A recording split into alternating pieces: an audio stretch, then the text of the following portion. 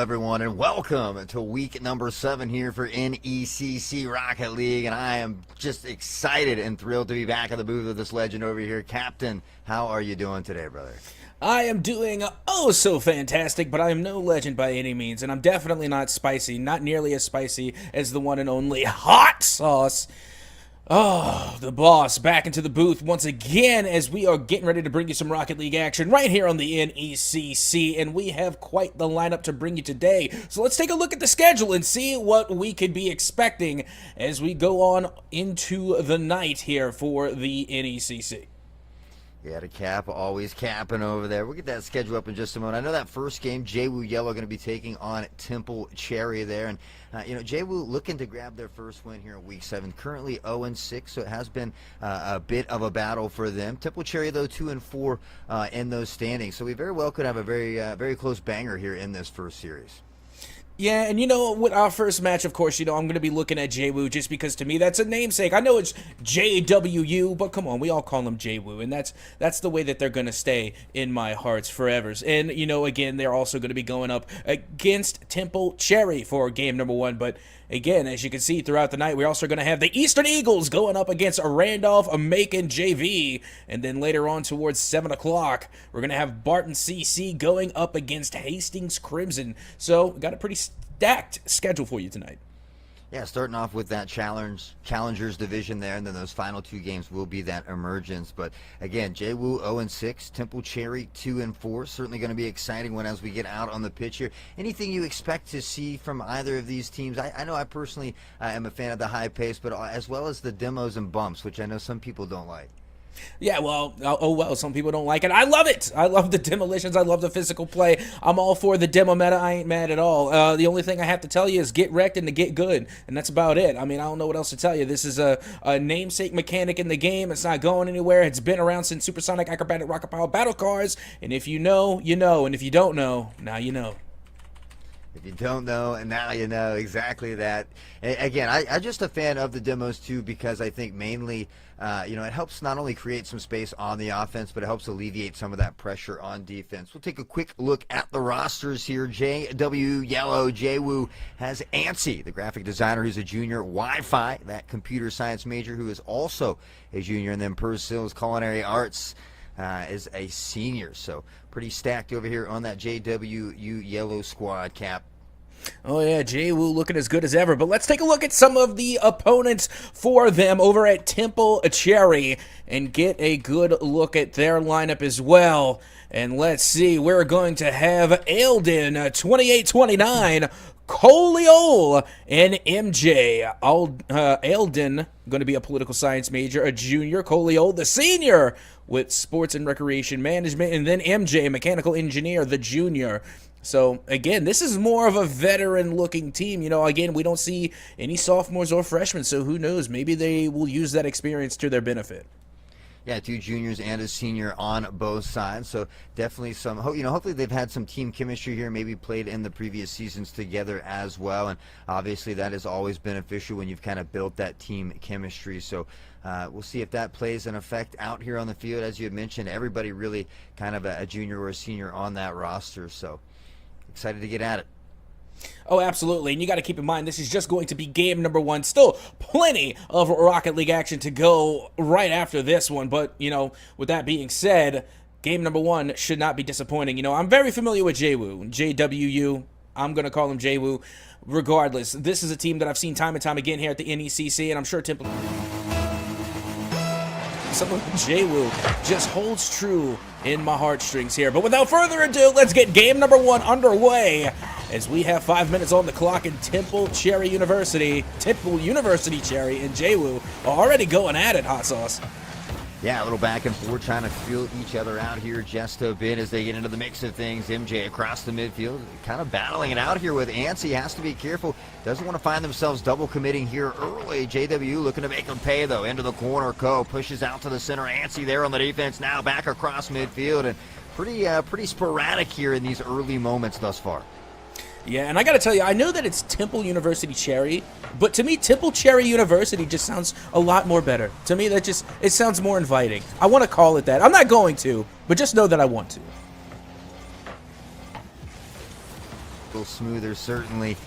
But again, both these teams really kind of feeling each other out. No scores just yet as we hit that minute mark. Now Wi-Fi looking to push it out. A bit of a double commit here from Cherry as they push forward here. Nice little razzle-dazzle move from Purcells, and they find the first one here, JWU. Oh, yeah, that's what I like to call a little finesse right there. Because they didn't have boost in the tank. They were literally running on 21, if my memory serves correctly. So they kind of faked it. You know, they made them seem as though they were going to take a hot shot, but no, they just broke a couple of axles, were able to cut from the outside in, and then literally just find themselves an open net opportunity, and they were able to drill that first goal in the favor of JWU. And again, the fact that JWU yellow is on the blue side is even more color-coordinated fun for the whole family. Now stuck in front of the net, dangerous position. Out as well. MJ looking to capitalize here, passing backwards.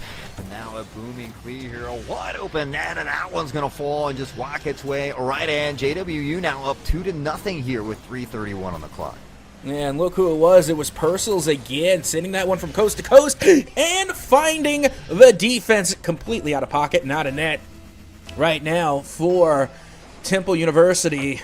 Things are not looking too good, but with that being said, it's only a minute and a half gone. Still plenty of time for Temple University to try and make a comeback here. As you can see, they are able to send the long ball all the way downfield and off the backboard, but the defense from JU continues to hold strong, but hold the phone. MJ finally able to break the mold and get the first goal of game number 1 for Temple University.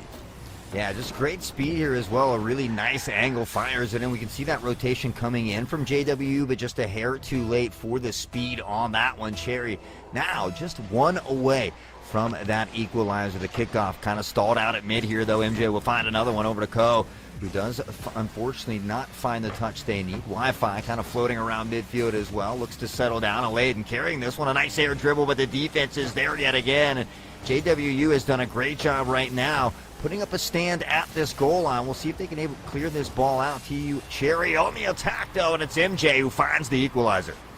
Again, this was a fantastic double touch coming from MJ, but look at Coliol being able to go into the face of the defenders and get that initial bump to clear the way. So granted, MJ deserves all the credit by all means, but gotta give a quick shout out to Coliol for getting physical. We talked about this prior to this game. We talked about that physical play, the bumps and demos coming out in a major way, and right now, Temple University were able to use that to equalize and nearly being able to score yet another goal. Yeah, dirty save there, but it's Ko back on it. These second and third chance opportunities now coming in from Cherry here. They've been relentless at firing squad, to say at minimum here, and just a nice easy little flick over the top there. Nothing too crazy. And now that, you know, from being down here, now up by 1. Still plenty of time left in this game though, Cap. Oh, absolutely, and that's the thing about this game number 1 between these two teams is that it's insanely high scoring. We haven't even reached halftime yet, and already there's 5 goals on the board. And now I know what some of you are thinking. 5 goals, that's not high scoring. But when you're at the half, only half of regulatory time is gone. Yeah, that's a lot. Now 2:20 on the clock here. Ansi looking to make that pressure into the corner now. Looking for a second touch up over off the backboard. Has help, and there it is. Purcells, nicely done. Well read on the pass play. And JWU able to tie it up here. Yeah, Ansi with a nice little finesse touch up and over not 1 but 2 defenders, and then Purcells able to send that one all the way in, tying us once again at 3 goals apiece for a total of 6, and the shot and goal count just continues to climb here in game number 1. Yeah, I mean, already at 6, and we can't even finish our sentence. MJ coming out with a fast answer here. You'll see Aladen really carrying this one in. The speed is there. Purcells unable to win at that 50. MJ just a little too much muscle on that one. Oh yeah, MJ definitely channeling their inner fire burner there. The 50 god, the 90-10, being able to put that one on and in. Literally just strong-arming that one through the goal. And now Temple University does have a 1-goal lead right at the 2-minute mark.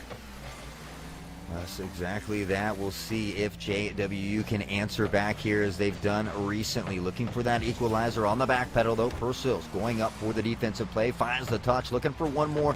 Out of boost, however, is MJ on that counterattack up high for the teammate. There it is, and right now, TU Cherry is doing a phenomenal job of answering on these pass plays, these second and third chance opportunities. We see Colio coming in here and just finishing up nicely. And then MJ putting a hand up and in the way of the defenders, trying to cause a little bit of confusion. And it worked, you know, being able to throw the defenders around a little bit, putting them out of position definitely led for that shot to go on and in. And now you can see JWU, who at first were leading by 2, are now down by 2 in the latter half of game number 1. Yeah, unfortunately, things just kind of turned around for him. As we know, Rocket League consistency always key in a game like this, especially in a best of 5. But looking to put one more on the board. Still plenty of clock. Typically 30 seconds is what you're looking to aim for there when you're trying to find those goals or whatever to come back into this game. But right now, Cherry on the runaway again. MJ wide here. The defense is able to pick this one up. Just a minute left. They're going to need to find a goal here soon, though, if they want to make sure they have enough time. Yeah, meanwhile, you know, Temple University constantly finding demo after demo. Even though it's not leading to goals all the time, it's not going to stop them from going for it, as Colio once again just goes straight into the net and bumps a player out, not leading to a goal, but still definitely causing some mayhem on the side of JWU. Yeah, really getting in there, causing the distractions, kind of opening up that net as well and allowing them to capitalize. But JWU on the counterattack now. Ansi, nice 2 and clear, but a little too much on that one on the back pedal. Wi-Fi. This one's going to bounce over their head as well, and Pursills looks to carry it on forward. Nice booming clear, has help off the backboard, tries to circle in. Second chance shot of, there it is. Wi-Fi with a big one, 24 on the board. Just barely enough time here if they want to make things happen. Yeah, and to me, they kind of gave this one a little bit. It feels like on the side of Temple University, they kind of sold that one. I mean, again, the positioning was off. You saw Colio in the corner there towards that far post, bumping their teammate by accident. It's an honest mistake, but at the same time, you really should spreading the field a little bit more. If you're going to go near post, then your teammate needs to go far post. There's no reason that both of you should be at the same post at the same time, and they got punished for it 10 seconds ago, and now JWU only 1 away from equalizing. Yeah, got to be careful. One of those minor mistakes a team like Cherry will certainly make you pay, as well as JWU. We've seen them throughout the display on, but unfortunately regulation has ended, excuse me, and that will be it. The ball will fall. Cherry takes this one by 1. But again, JWU had a great performance early, struggled a little bit there in that mid game, but I feel like that first game, you know, kind of getting those jitters out of the way. The second one's going to be a real tell for them. Nicely, and again, if I'm capping, by all means say captain's capping, because it might happen. And I didn't mean to rhyme that many times. It just came off of my mind off the top of a dime. Bam! Bars. But let's go. Yeah, regardless, point being is that, you know, game number 1, insanely high scoring. You know, if memory serves me correctly, there was at least 8 goals on the board in total. And that's typical of a game number 1. And now, for reasons unbeknownst to me, in game number 2, I think we're going to see a lot more of a low-scoring game, you know, maybe within 2 goals of one another. I want to see, not even that I want to see, but what I'm thinking is going to happen is that we are going to see a, you know, maybe a 2-1 scenario, maybe even 2-0. I don't see this exceeding 3 goals by that margin. I don't know why, but for some reason, whenever we have a high-scoring game number 1, game 2 is usually very low-scoring. So I'm going to be interested to see how game 2 shapes up. Yeah, I think typically they are a little more slower paced as well. They kind of fall into those better rotations. Those early game jitters are out of the way. So we'll see if that's true. I don't know. It looked like it was going to be pretty hard to stop Cherry out there. They had a lot of good passing plays. They were kind of biting JWU into that early double commit, kind of giving them those easier opportunities. So if they can continue to do that, I think they'll be back on top there with 5 or 6 goals. Well, we're already off to the races here. As you can see, it was Purcell's trying to put that one on and in, but the defense from Temple University managed to get back in time, and now the ball going towards MJ. MJ takes this one back towards the middle. It does get touched out, and now Colio trying to take a turn here, going up the wall. Not much doing and not much boost to work with. Now Ailden has an opportunity, but can't get past the last defender of JWU. Yeah, trying to pass it back here. Ansi off the back wall as well. That one's going to go by a defender here. Now Colio looking to pressure out. Ansi there on the 50. Doesn't quite win this one. MJ up top. Nice shot. Going to be high off the crossbar. Second chance opportunity not there, but the demo comes in, kind of alleviating some of that space. Can they capitalize? No, this looks like JWU out here, a brick wall, putting up some good defense. And as I say it, MJ carries over the top to find the first one. Yep, that they do. Starting off on the right foot here, coming from the side of Temple University. And again, nothing too fancy, just a nice chip shot to get the up and over on not one, not two, but three defenders. Again, we're seeing JWU kind of corral towards the back of the net where they should be at least positioning themselves in the near and far post. You want to at least try and cover as much ground as possible between the three instead of just, really shadowing one another. We saw Temple University make the same mistake there in game number 1, and now JWU is going to make that one early here in game 2, but finally the defense from JWU is able to step up to get that save and clear it away. Yeah, Anthony on a quick counterattack there, but that's going to be taken quickly away from Eldon there, who then ends up finding the goal as well. And again, really not anything too fancy or crazy we've seen, just kind of capitalizing on these opportunities. A nice double tap off the back wall, a nice pass to themselves. But again, it just seems like JWU at times just a little out of position, a little slow on these rotations. Maybe it's the communication breaking down just a little bit, but it's just these minor mistakes that Cherry's able to capitalize on here. Yeah, well, let's see if Cherry will continue to capitalize as they are sitting comfortably with a 2-0 lead in JWU. Still struggling to find the back of the net here. As you can see, they are going to go for it as Ansi does get denied by Eldon, who's now going to go up high. Not a lot of boost to work with here, but still, the other team doesn't know that. Fake it till you make it, as that one does go on, but it does not go in. Yeah, that was insanely close. Colio coming in with a demo as well. And now we see another demo on the back end of things here. Shot, though, MJ just wide on this one. Now the counterattack coming in rather quickly. Ansi finds a nice touch over the top. But again, not a lot of help here yet. We see JWU rotating into position. But again, the defense from Cherry has been on point, and they're already on a very fast counterattack here. Yeah, that they are. And you notice how Cherry was playing on defense. They weren't all corralled in the net. You had one in the center, you had one far post, and you had one near post. That's how you want to position your defense. And not one of their teammates got in their way. They were able to spread that perfectly, and then they were able to come up with a quick counterattack. Even though there was one whiff on the side of Cherry, they were still able to recover nicely.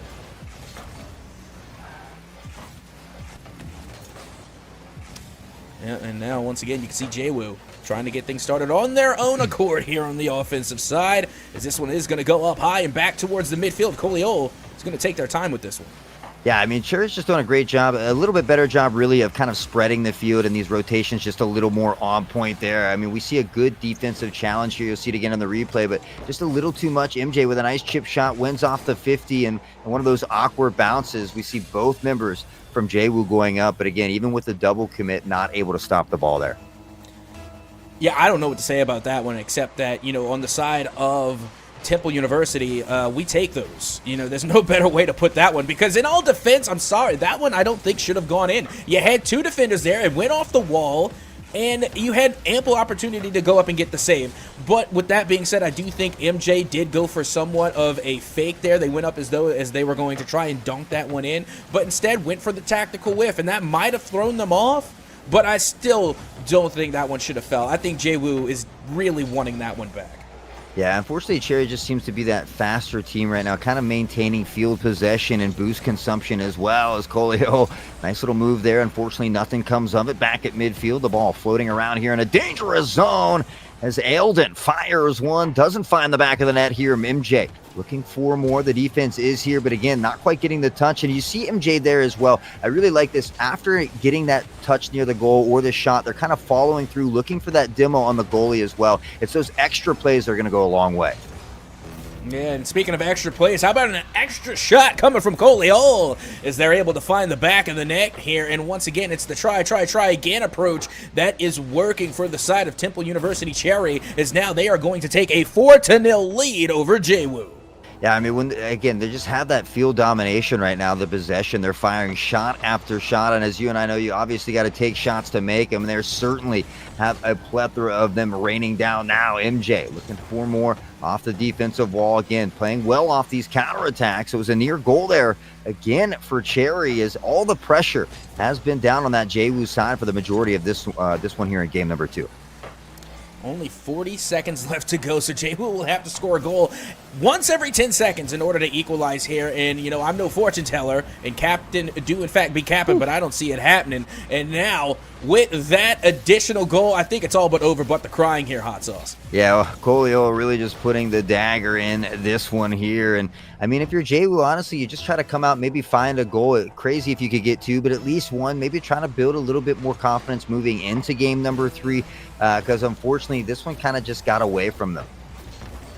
Yeah, it really did, and it really happened very quickly. You know, it was, you know, at first you're seeing, you know, the 1 goal, okay, you know, we can shake that off. 2 goals, hey, still doable. But once they hit 3, it really started to run away. And, you know, it really shouldn't. 3 goals is not insurmountable. You could definitely make that comeback. But for some reason, once they hit 3 goals, JWU really started to fall apart defensively. And that just led to even more mistakes on the offensive side of the ball as well. And with the final seconds ticking away, it will be game number 2 going to Temple University Cherry, as now they go up 2-0 in the series. Yeah, I mean, you know, unfortunately for JWU, they're really not getting many touches as well. They didn't have hardly any demos. I think Priscilla's only had 1 shot as well. So, unfortunately, they're just not really getting those opportunities. Temple, you know, just swarming them, being relentless on that offensive side of the ball. And again, I think JWU can kind of open up some of that room with the demos. Right now we see Cherry demoing quite a bit. Not really much from JWU Yellow.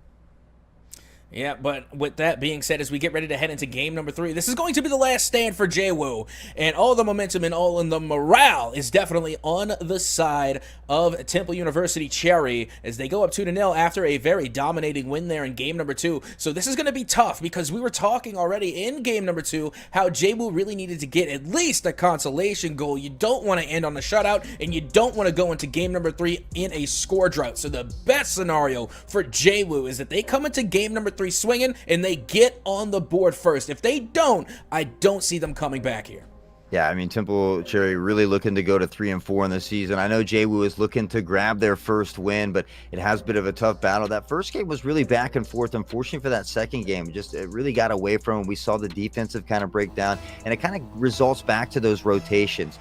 They need to, as you had mentioned, kind of circle back to that far post, working your way out, make sure you're not coagulating together. So hopefully they can kind of get back to some of those fundamentals, trying to find an early goal here and keep Cherry out of their side of the field. Well, here we go. Game number 3, potentially the last game underway as Temple University Cherry is on series point.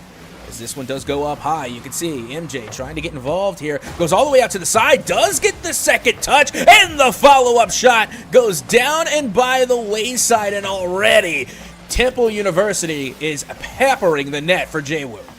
Yeah, again, we've seen this attack in the previous matches as well, but it's Wi-Fi off a dirty shot here. We'll have to take a look at this one more time. 108 kilometers per hour as he finds the back of the net. We talked about wanting them to get an early goal here, getting that early lead, make a statement here in game number 3, and they're looking to do just that.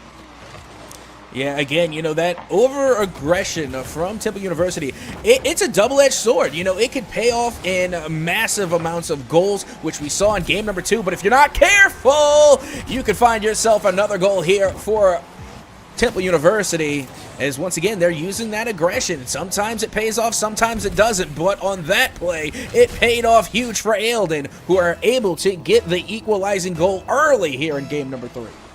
And we saw kind of 2 defenders just hanging back near that goal. No one really pressuring that ball again. And that's what we talked about, those rotations, making sure one's pushing, being spread out, having only one in the net, making sure you're not double committing, as we see a bit of a double commit there from JWU yet again. Persils looks to carry on out, though, and Ante fires one from a distance. But I believe that was Colio with an even dirtier save, keeping Cherry here tied in this one at 1. Now on the counterattack, a lot of back and forth, it kind of resembles that first game that we saw, Cap.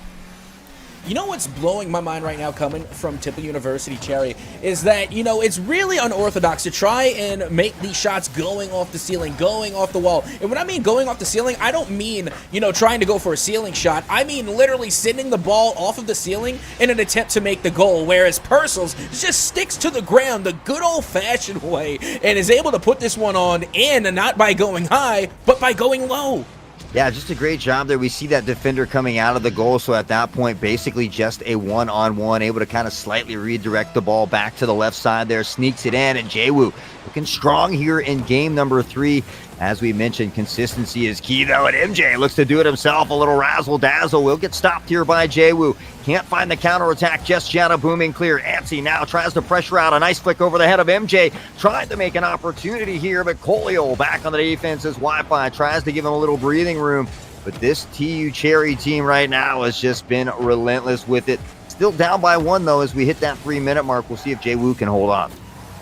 Yeah, and I really like what I'm seeing from JWU right now, where you see Temple University really trying to speed up and use that double-edged sword that is their aggression. JWU being a little bit more methodical. They're taking their time. They're making sure that they're making smart decisions and taking high-percentage shots, and so far it's paying off. Meanwhile, we're having even more aggression coming from Temple University, because being able to hit the backboard and put shots on target time and time again isn't enough for Temple University. Now, they're laying on the bumps and demos as well. Yeah, good demo on the goalie. Unfortunately for them, nothing came of that one. We see a return demo there is now JWU on the counterattack. A nice fake over the top, but it will be well read here by the defense on Cherry. Pass it across midfield here again. Nobody there on that cross as Antsy looks to go up and find the touch. Cherry just beating them there, though. And again, we talked about Cherry kind of being the slightly faster team here in these games. Hopefully JWU can hold on there as, again, getting bumped in that goal. Cherry really applying the pressure here. And honestly, that was a great bump. MJ, unfortunately, the one time that Temple University does not overcommit, it's a time where it would have paid off. It's a feels bad, but still, only 1 goal down. Still plenty of time for Temple University. But right now, JWU still holding on to that 1-goal lead and holding on to the prospect of taking a game over Temple University. Yeah, they're going to have to find a clear here soon, though. Cherry's been relentless on this attack, and now they find a demo as well, pressuring into the corner, looking for more Wi-Fi. Nice defensive stop here as Eldon will look to pressure in. A nice pinch off the wall, now carrying it high and above is Wi-Fi, but a lot of demos here coming out for Cherry. They are really trying to pull out all the stops. Yellow trying to hold on the best they can. They need to find a clear here soon, though, Cap. Yeah, that they do. Just over a minute to go, and now Wi-Fi going absolutely wide here, as once again Temple University are going to make yet another attempt. Even though right now JWU currently in the lead by 1, I still feel like the majority of the possession and the shots have been taken by Temple University. We'll find out after the match, I'm sure, but that's the way things kind of seem so far, and it just is a tremendous testament to the defense coming from JWU as they managed to hold off the attack time and time again from Cherry. Yeah, I have to agree with you wholeheartedly. I feel like 75% of it has been in the favor of Cherry. JWU still up by 1, however, though, as we near the 30-second mark, and Antsy fires from a distance, looking for that nail in the coffin, doesn't find it. The defense there. MJ on a carry, looking for the flip reset, doesn't get it. The defense holding on. 20 seconds on the clock. They're firing. They're peppering the shots. A bit of a double commit from JWU because it doesn't come back to haunt him just yet. MJ looks to pass backwards here. 10 seconds on the clock. Can they find the equalizer? Well, this is it. The last seconds on the board. MJ puts it on and puts it in with 3 seconds left on the clock. The pass from Eldon to MJ is able to connect, and once again, hot sauce. We have ourselves a tie ball game. Absolutely insane. 3 on the clock, and they're able to find the equalizer somehow. And just when we thought JWU was going to take one here, Cherry fighting, looking to find that sweep here in overtime, and it's MJ up top with a razzle-dazzle, and he finds it. And what's even crazier about that is that it came off of the kickoff. You know, again, that was immediately right as we entered OT. We ended it. Again, that was a fantastic play coming from MJ. And if it's not too bold to say, I definitely think they were the striker coming from the side of Temple University. But with that being said, gotta give credit to Eldon. Eldon, the MVP after that matchup. And that was a fantastic series played by Temple University as they are able to take the sweep 3-0 over JWU. Yeah, I mean, at least Jay was able to keep it exciting. Obviously, the second game was a little rough. The first one high scoring, that third game now going into overtime, nearly sneaking that one out as well. Unfortunately, they do fall 0-7 here in Week 7. Guys, don't go anywhere, though. We got more exciting action coming up. The Eastern Eagles will be taking on Rudolph-Macon JV in that Emergence Division. We're going to take a short break, and we'll have more action when we come back right after this.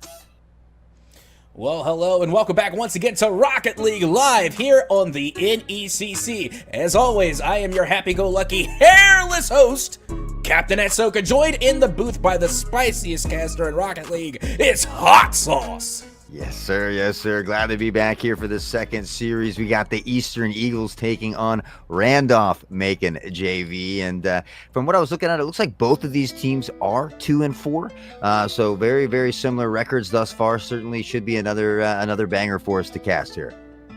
Oh, absolutely. With game number one, we have already seen and just seen Temple Cherry 3-0 sweep JWU. And now, getting ready to head into game number two, we have the Eastern Eagles going up against Randolph-Macon JV. And then after that, shortly after, there will be Barton CC going up against Hastings Crimson. So we're already halfway through our action here tonight, Hot Sauce. Yeah, and we were blessed with at least one overtime already. Again, only going to that sweep there. So, fortunately for Temple University Cherry, able to close out. But nonetheless, in overtime, I expect to see even a game 4, possibly a game 5 in this series, though.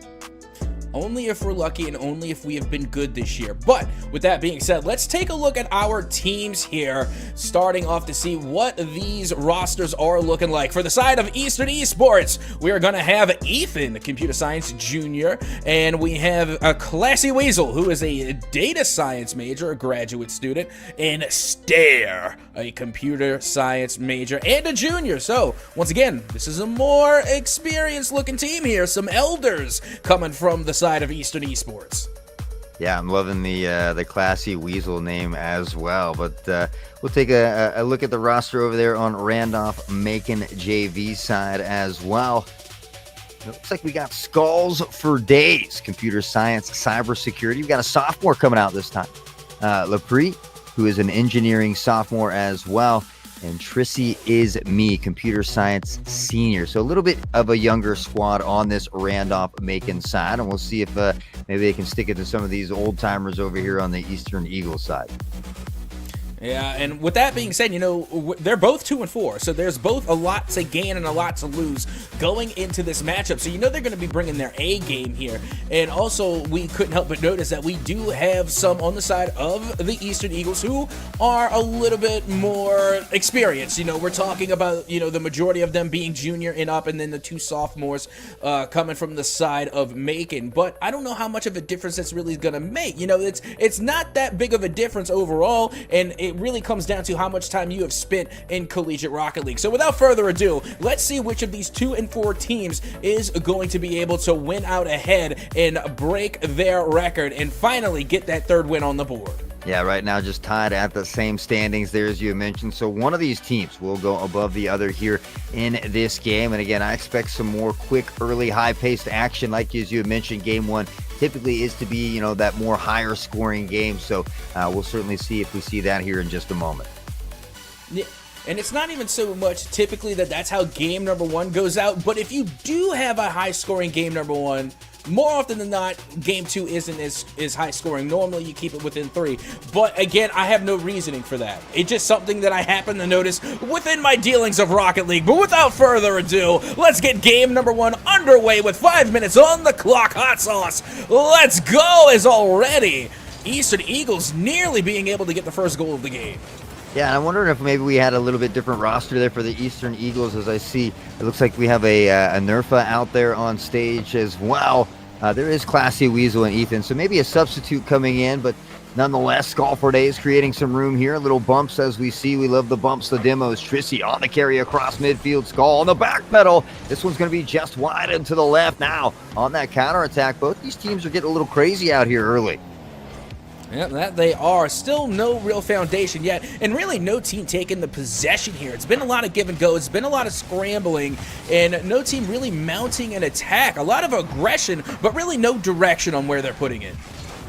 Yeah, just again, and that can be common in some of these game 1s, especially in that first minute. So we'll look to see if these teams kind of settle down and get into their play style here. A lot of shots being peppered toward this Randolph-Macon goal here, and that one nearly falling in. Nerfa not able to hit it, is able to bump the goalie out of the way, but the attack just a little too slow here to finalize that one. And if Randolph doesn't find it clear soon, they're going to be in some big trouble.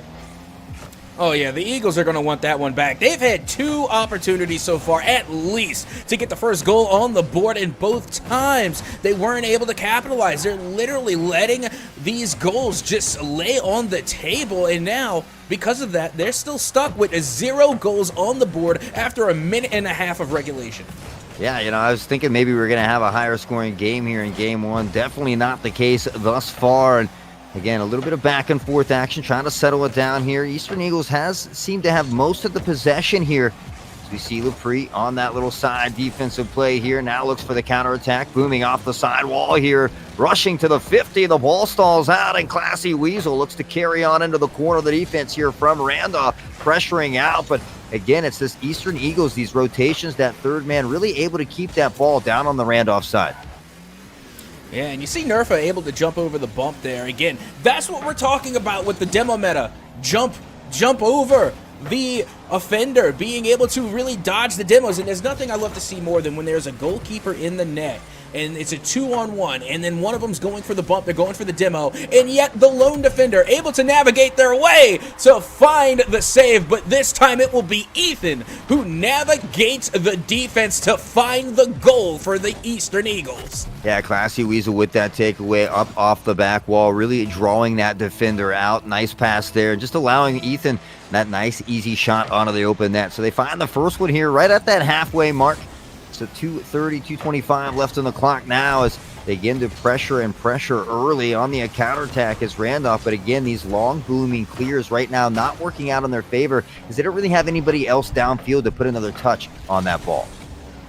Yeah, now we're seeing a huge screamer going back the way of Macon as finally they're able to clear this one out. But once again, it seems as though they're just kind of giving possession away as once again Classy Eagle tries to take this one out.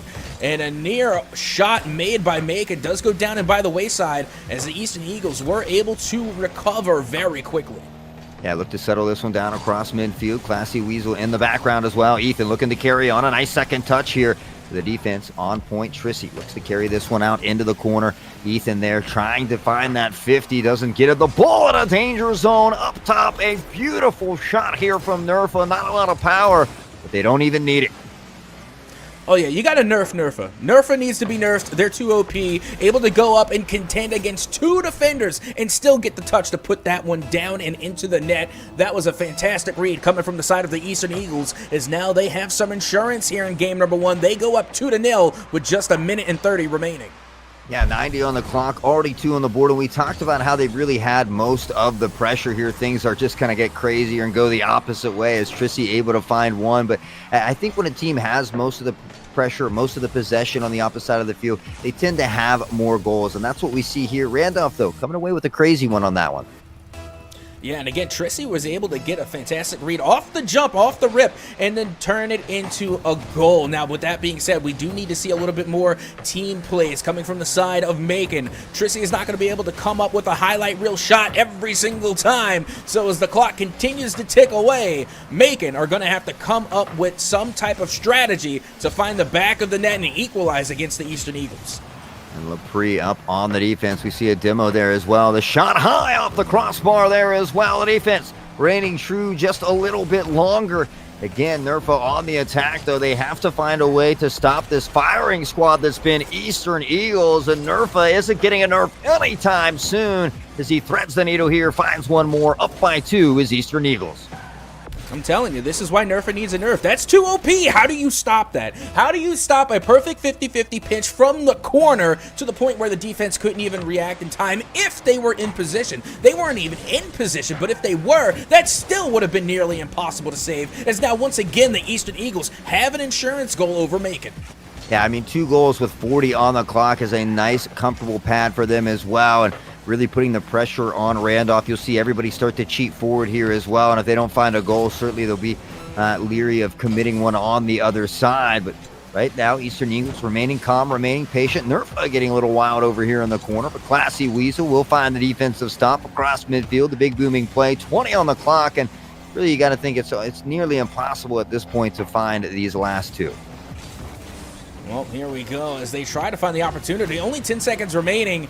And, you know, I'd hate to call it early, but with the way the Eastern Eagles have been playing, I just don't see the 2 goals coming within the next 3 seconds. And with that being said, that will be game number 1 going the way of the Eastern Eagles. But with that being said, let's keep Rule 0 alive. And finally, the ball does hit the ground. And that will be game number 1 going the way of the Eastern Eagles. Yeah, you know, I mean, a very close game there. Obviously, Eastern Eagles had more pressure as well. That's why we saw them come away with more goals. But honestly, I feel like these games could go either way. I'd like to see Randolph come out, answer quickly here in game number 2, and really try to set the tone and set the pace for game number 2. Yeah, the Eastern Eagles were aggressive from jump. You know, they started out with the attack right off from kickoff, right when 5 minutes to started to tick away. It was the Eastern Eagles game, and they were literally just running the racket on to their opponents and really playing that midfield fantastically too. You know, for the first minute and a half, it was a little scrappy, it was a little unorganized, but after they had those whiffs, after they had those open net opportunities and they lost them, they made sure not to replicate that mistake. They were able to adjust and react live in real time and make adjustments that they needed to within regulatory time. And then with that, they were able to take the lead, keep the lead, and take the dub there in game 1. Yeah, again, I think Randolph started to fall kind of into their play style a little more as we saw Trissy have that breakaway goal, and I think it gave him a little confidence. But as you mentioned, I just want to see him spread the field just a little bit more, try to find those passing plays downfield, make sure that third man kind of rotating in and out, keeping that ball in the possession of your favor. So I think if they could do that, things, you know, we might have a different outcome here in game number 2. No, absolutely. Now, and don't get me wrong, that was a fantastic shot from Trissy, like you had said, but again, it can't just be them going it alone. They need some assistance, so we're going to have to see the rest of the side of the Macon squad step up here in game number 2 if they're going to try and take a dub away from the Eastern Eagles, as we are already well and underway here in game 2. Eastern Eagles now across midfield, looks to get that booming clear, does the defense trying to get back here for Randolph, and now into the corner, applying some more pressure. Eastern Eagles with that demo as well. And that could be big here for Randolph, trying to find some breathing room. Again, the ball floating in that dangerous area. Skull for Days has cheated up just a little too far forward here, but Eastern Eagles not able to capitalize on this just yet. A nice soft touch here from Classy Weasel. Randolph doing a great job on defense again, but they got to find some offensive pressure here somewhere. Yeah, and right now, once again, they find themselves just on the back burner of all of these shots, and who else but Nerfa to get the first goal of game number 2. Yeah, you'll see it here again. I mean, just the pressure again has been too much for them. Just shot after shot. Randolph not really able to find any good clear. When they do find that third clear, or that clear, it's over to the third man. Eastern Eagles always in good positioning here so far. Up by 1. We'll see if they can carry it forward. Another early demo here. And again, just relentless pressure here from the Eastern Eagles. Yeah, and honestly, they have not slowed down since their win in game number 2, and it doesn't look like they are trying to. As you can see, once again, they're sending all 3. That is too risky for my liking. Don't get me wrong, I love aggression and I love the offense, but a double commit is one thing. A triple commit? Now you're just being crazy, as the Eastern Eagles are continuing to lay on this unrelenting attack onto Macon. Yeah, you can see the confidence just exuberating out here on the pitch now as they continue to press forward. Lepre looking for that defensive stop, but one more touch from Eastern Eagles now. And able to carry it even further as they're down into the corner. All the pressure coming from Eastern Eagles at the moment here. Classy Weasel with the takeaway. Looks for one more touch off the wall. Centers it. Teammates not quite there. The defense coming up big for Randolph as they look to find a counterattack here. But again, it's just Eastern Eagles all over this ball all the time. Yep, that they are, and now you can see Macon still trying to get out of their own half here. It's like we had said in the previous game that it was the Eastern Eagles playing that midfield line oh so good, and finally Macon able to get out of their own half, nearly getting a Rule 1 with Nerfa, but you can't hold the Rule 1 when you're upside down of the net. You're gonna have to eventually fall, so no harm, no foul. Yeah, that would have been interesting to see him fall on the hood and just continue to Rule 1 that out, but not the case here. Eastern Eagles still up by 1, and as I say, at Randolph able to find the equalizer here. Still 2:37 on the clock. Nice. See, this is the type of positioning that we need to see. This is the spread of the field we were talking about, as Macon were able to once again take their ball, bring it to the midfield, push a little bit forward, but not too much. You still had that one player sitting back, playing at the half field, at the midfield line, and they were able to capitalize with a fantastic shot on target. And now, Hot Sauce, we have ourselves a tie ball game right at the half.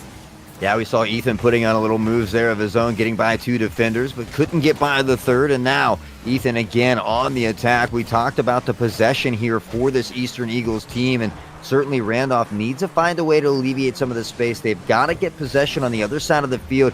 One goal is not going to be enough here to stop this Eastern Eagles team. Well, it might not be. As you can see, we are now officially at 2 minutes. And we are still tied at 1 apiece. Again, this is that low-scoring game that we were talking about. This is where things start to get a little bit nerve-wracking. As you know, you're getting games number 1 and 2 out of the way. So now this is really where you start to see these players warm up. And you're either going to go numb on the thumbs or you're going to go sick in the sticks. So let's see how this will unfold as that one nearly goes. But somehow, some way, it was Macon able to get the save and clear it away. Yeah, stick with the sticks, checks out, a beautiful save there as well. Classy Weasel looking to keep this one alive. We talked about these rotations from that third man coming in, doing a great job there. Can't find the second touch, however, and Ethan on that defensive battle will find one off the wall. A nice patch to Nerfa, carrying it over the flick, looking for one more, settles the ball. The flick not high enough as Lepre, well read, will snip this one out and carry. Now on the counterattack, but again, we see him. Just Eastern Eagles able to fall back with that ball, catch it, slow it down, settle it, and remount another attack here. Eastern Eagles has been relentless, and Randolph somehow able to hold them to just 1 this far in the game. Yeah, and we've seen the Eastern Eagles time and time again patrol that midfield and do so successfully and play well, but now it seems as though they're starting to over-rely on it. Now they're literally taking all of their shots from the midfield, which is great, but every now and again, you have got to take the gloves off, you have got to get aggressive, and you have got to get into the face of your opponent. Shooting constantly from the midfield isn't going to work 100% of the time, so they're going to have to make some adjustments on offense if they want to try and get another goal on the board. Yeah, big demo coming in here early as well. Lepre, 22 on the clock as Randolph misses by that one as well. And now over the head, one defender to beat, tucked into the corner with a second chance opportunity, and Nerfa able to secure it. They're looking to take game number 2 as well.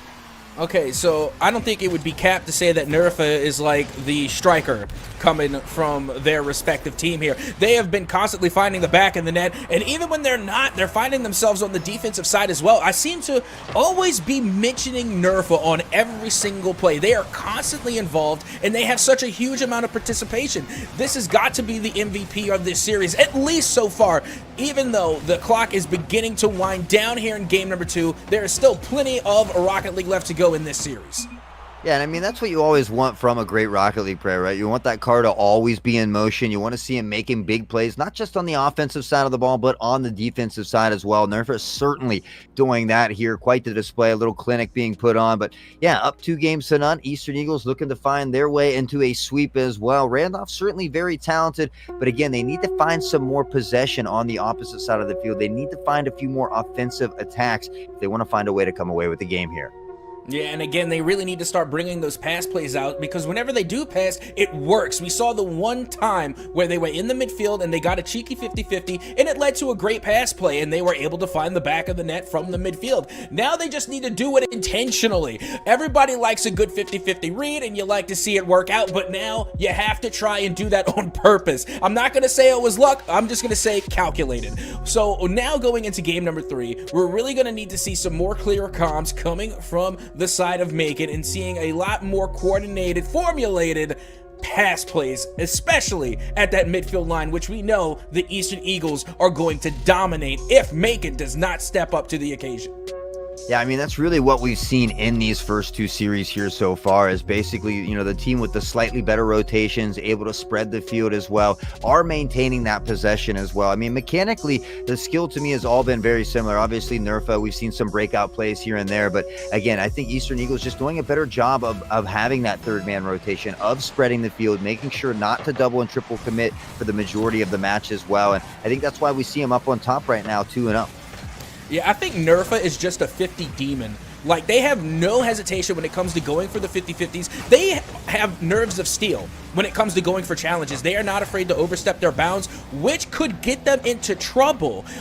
But the way that they do it is so quick that they are able to recover just as quickly. So again, Nerfa, just the over-aggressor, but now Classy Weasel coming in out of nowhere to get in on the conversation. They will get their first goal here in game 3. Yeah, Classy Weasel again. A favorite of mine just because of the name. I don't know. I really enjoy that name. But coming up big here, an early goal, just 27 seconds off the clock. And Eastern Eagles really looking to set the pace, the tone of this third match, wanting to get out those brooms, secure the sweep. And we'll see if they can do that here. Ethan on the attack already. And somehow, Scalford is able to get back in time. Nice save here, but again, Classy Weasel on the attack up top. Not enough speed on this one as well, but we're seeing kind of a repeat pattern here. Just all aggressiveness from the Eastern Eagles, and right now, Randolph doesn't quite have a way to match their speed, their aggressiveness. Yeah, I also couldn't help but notice that, on the side of Macon, it seems as though that they're running on fumes the majority of the time, whereas the Eastern Eagles, it looks as though that they're applying the boost starve, and it has been a problem, an ongoing problem for Macon. So they're really going to have to work on their boost management and as well as their rotation, so that way they're not caught on an empty tank time and time again right now when they need to score. And unfortunately for Trissy as me, they didn't have anything in the tank. Yeah, and you'll see it here as well. Lepre only 4 backpedaling out, now able to get that boost at mid and regain. Trissy fires a shot. Not quite enough on that one. The defense again rotating into those good positions. We see it right in front of us there. Nerfa now the third man pressing out. Nice shot here though as Trissy comes over top. Can't win this one. Pressuring again. A flick over to midfield as they look to carry forwards. Calls for days. Can't get the touch they need. And once again, Randolph finds themselves in a bit of defensive trouble here. Yep, that they do, but hold the phone. Look at Macon going for the fast break, which could have worked out, but Trissy just a little bit off target there. Put that one down about a pixel or two to the left, and maybe, just maybe, you find yourselves a goal. But still, I'm liking the attempts coming from the side of Macon. They're definitely getting the ball rolling, but Nerfa is always on the roll. As you can see, they are able to find yet another goal here coming from the offense. And again, a great demo by Ethan to clear the way for Nerfa.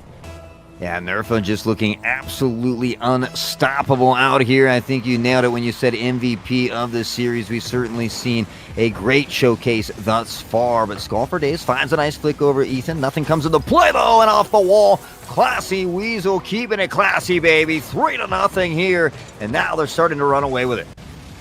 I gotta watch that again because we know what we saw. We're not gonna ignore like we didn't see what we just saw.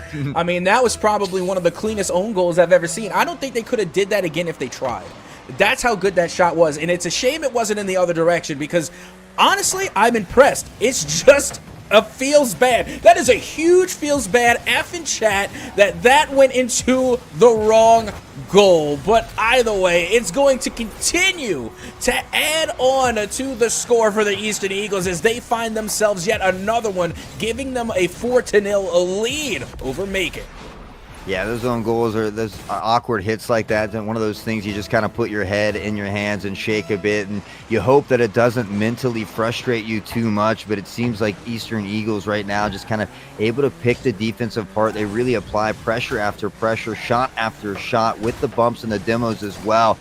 And Randolph maybe just struggling a little bit here in Game 3 more so than those first few.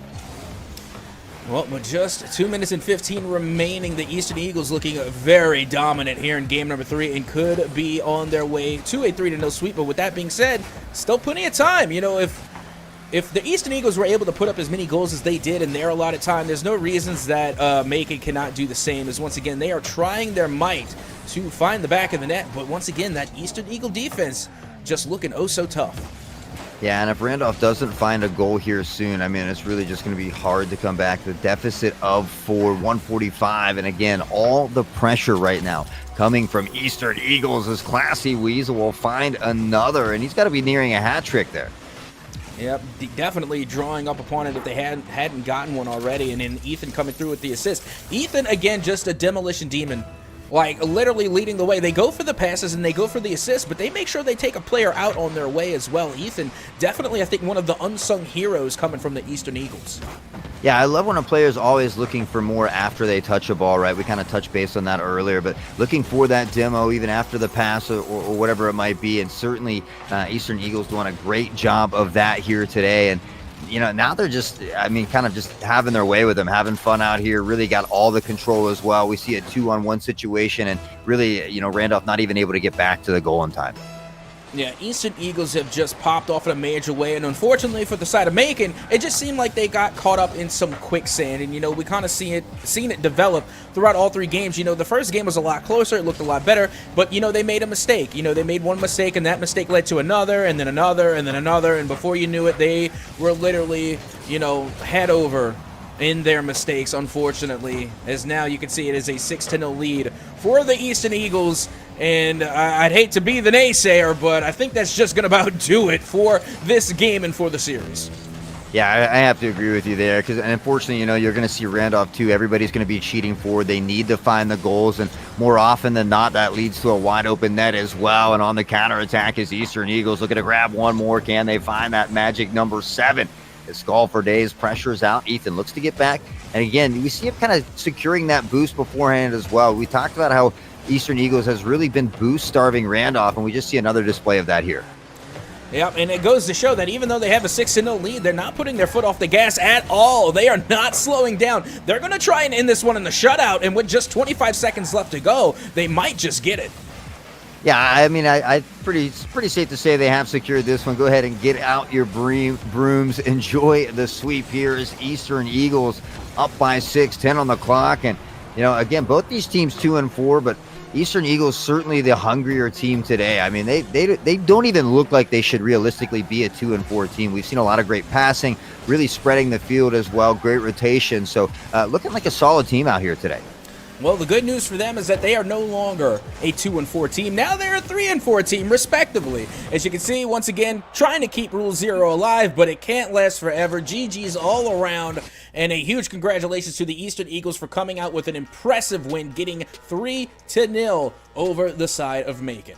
Yeah, Classy Weasel actually had 4 goals in that game, so securing that hat trick as well. We talked about how well Nerfa was doing in the MVP, but Classy Weasel really putting on their own little showcase there in game number 3. So hats off to both teams, really, but Eastern Eagles will be the victor today. Yep, that they will. And that's going to do it for us here, at least for Hot Sauce and myself. We are going to bring you some fresh faces for the third match of this evening. But with that being said, do not go anywhere. We will be right back with more Rocket League action for you right here at the NECC.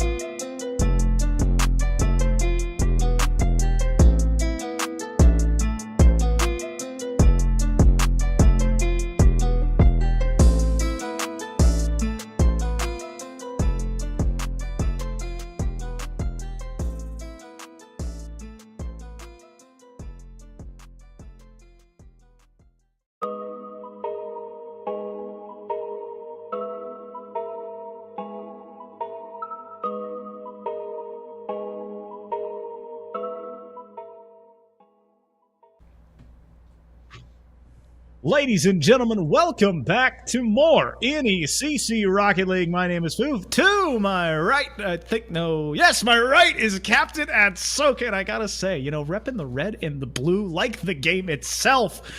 We got two wonderful plays here. We got two wonderful teams getting ready to come back to get it. And after two 3-0 sweeps to start off this stream. Yeah, absolutely. Those first two games were pretty gnarly, I'm not going to lie. Again, we were able to see a lot coming out from Temple University there in game number 1, and then in game number 2, we got to see, of course, Eastern Esports go 3-0 over Macon, but now it's time to see Barton CC go head-to-head against Hastings Crimson. I gotta say, I'm really excited when I was looking forward not only at the games we were getting to cover at Soka today, but the games on the docket. I was wondering who was going to have the game of the match and the game of the week, perhaps, on this stream. And this is the one that has the billing. It has the book to possibly find it. Both teams sitting at 4-1 and 4-2, respectively, of Barton and Hastings. What I find the most interesting is Barton wins against Montana Glacier in 3-2, but loses against Swoosu Blue 1-3. And then you look at the flip side. You have Hastings, who lost to Montana Glacier, but then they beat Swoosu Blue. And so we have a bit of a rock, paper, scissors formulation going on here. And I'm just wondering, who's the rock, who's the paper, who's going to find the win tonight?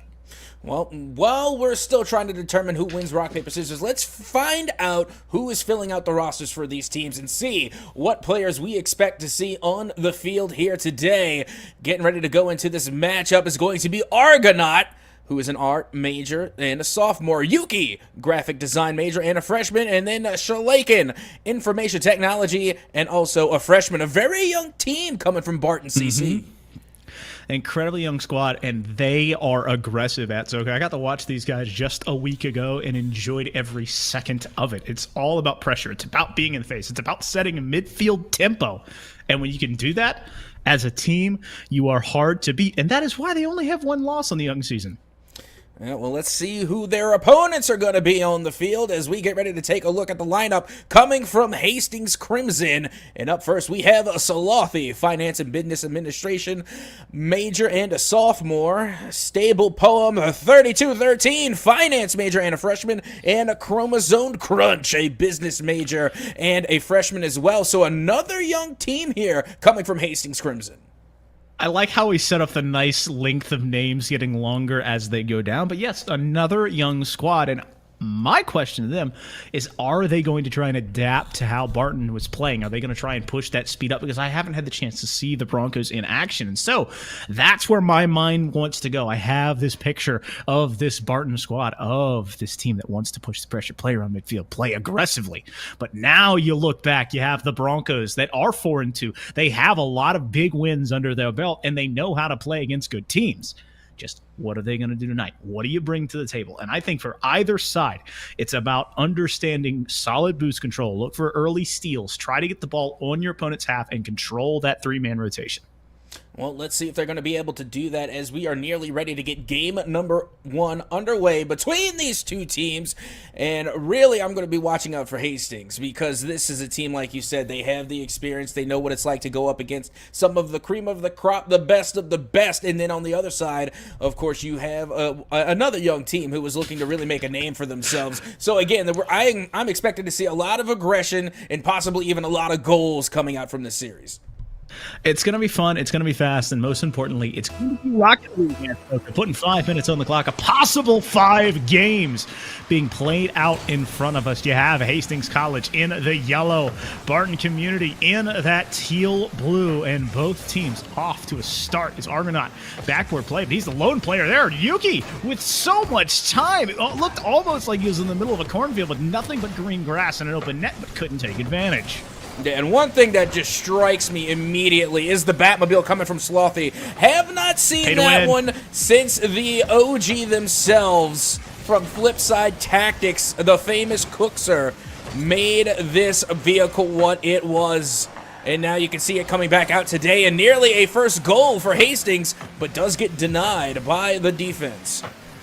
Chrome trying to get something going here. Slothy on the sidewall. The ball is slowing back down into the corner. Very tight rotation on the side of Barton as you have all three players in this corner. You want to be careful here when you're trying to build a defensive front, as now you have an awkward position that needs to be clear out. Not a lot of boost in that car trying to find the clear. Stable Poem looking near post. 101 wants that one back and now goes far post and was rejected again. Yeah, but you can see already Hastings College definitely breaking out the shot count here, as it seems as though they have had the majority of possession so far, but now it's the other team's turn as they look to try and get some offense going of their own. Ball back at midfield. Argonaut and company finally finding their legs past the midfield point. They've been stuck on the defensive side, as that is almost an insane dunk ringing off of the post. Back in the midfield it goes. Now trying to flip the field is Stable, but he's bumped off of it. So much akin to the name, a stable pass midfield, but not a lot coming from it. The third man here, Chrome, off the ceiling here, but can't find a touch. And so it's now all up to Schlaken, who finds a clear to midfield, but not for long.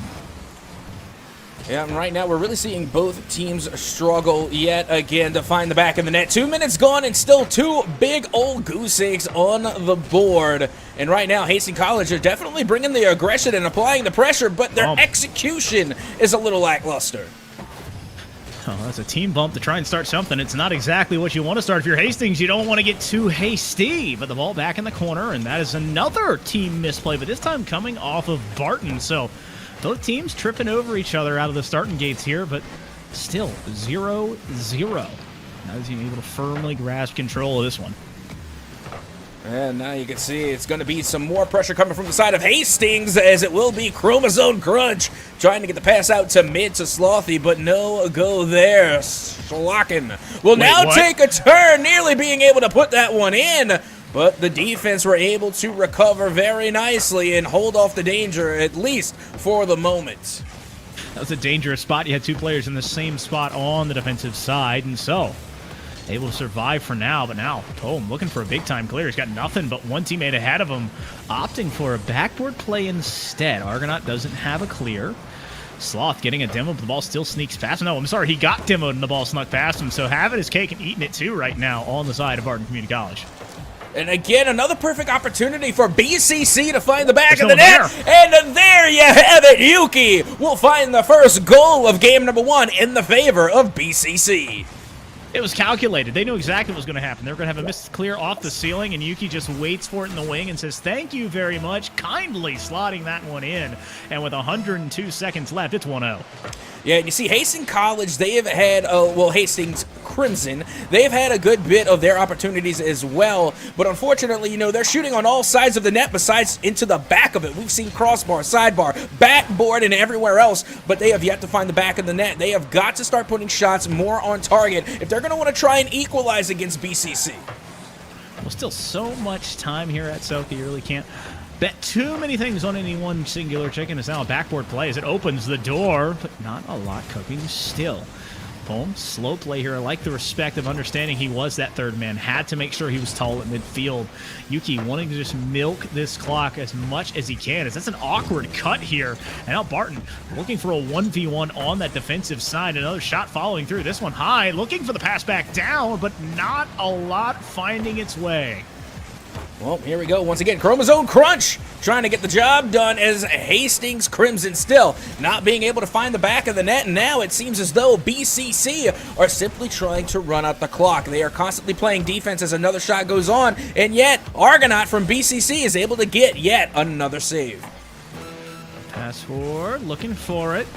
Not a lot falling, but Yuki and company still fine. A 1-goal lead isn't exactly insurmountable, nor is it very stable, especially in a game like Rocket League. But, a lead is a lead, and they're trying to rest on that. Playing aggressively at midfield with a big 50. I want to see if Hastings can get some control here. Find a big clear. That's not the way you want to do it. Opening the door with only 10 techs left. Argonaut trying to put this one away. The soft touch through, but saved in the back end in 4-3-2. Looking like BCC going to take game one. And they do just that, and they took it 1-0.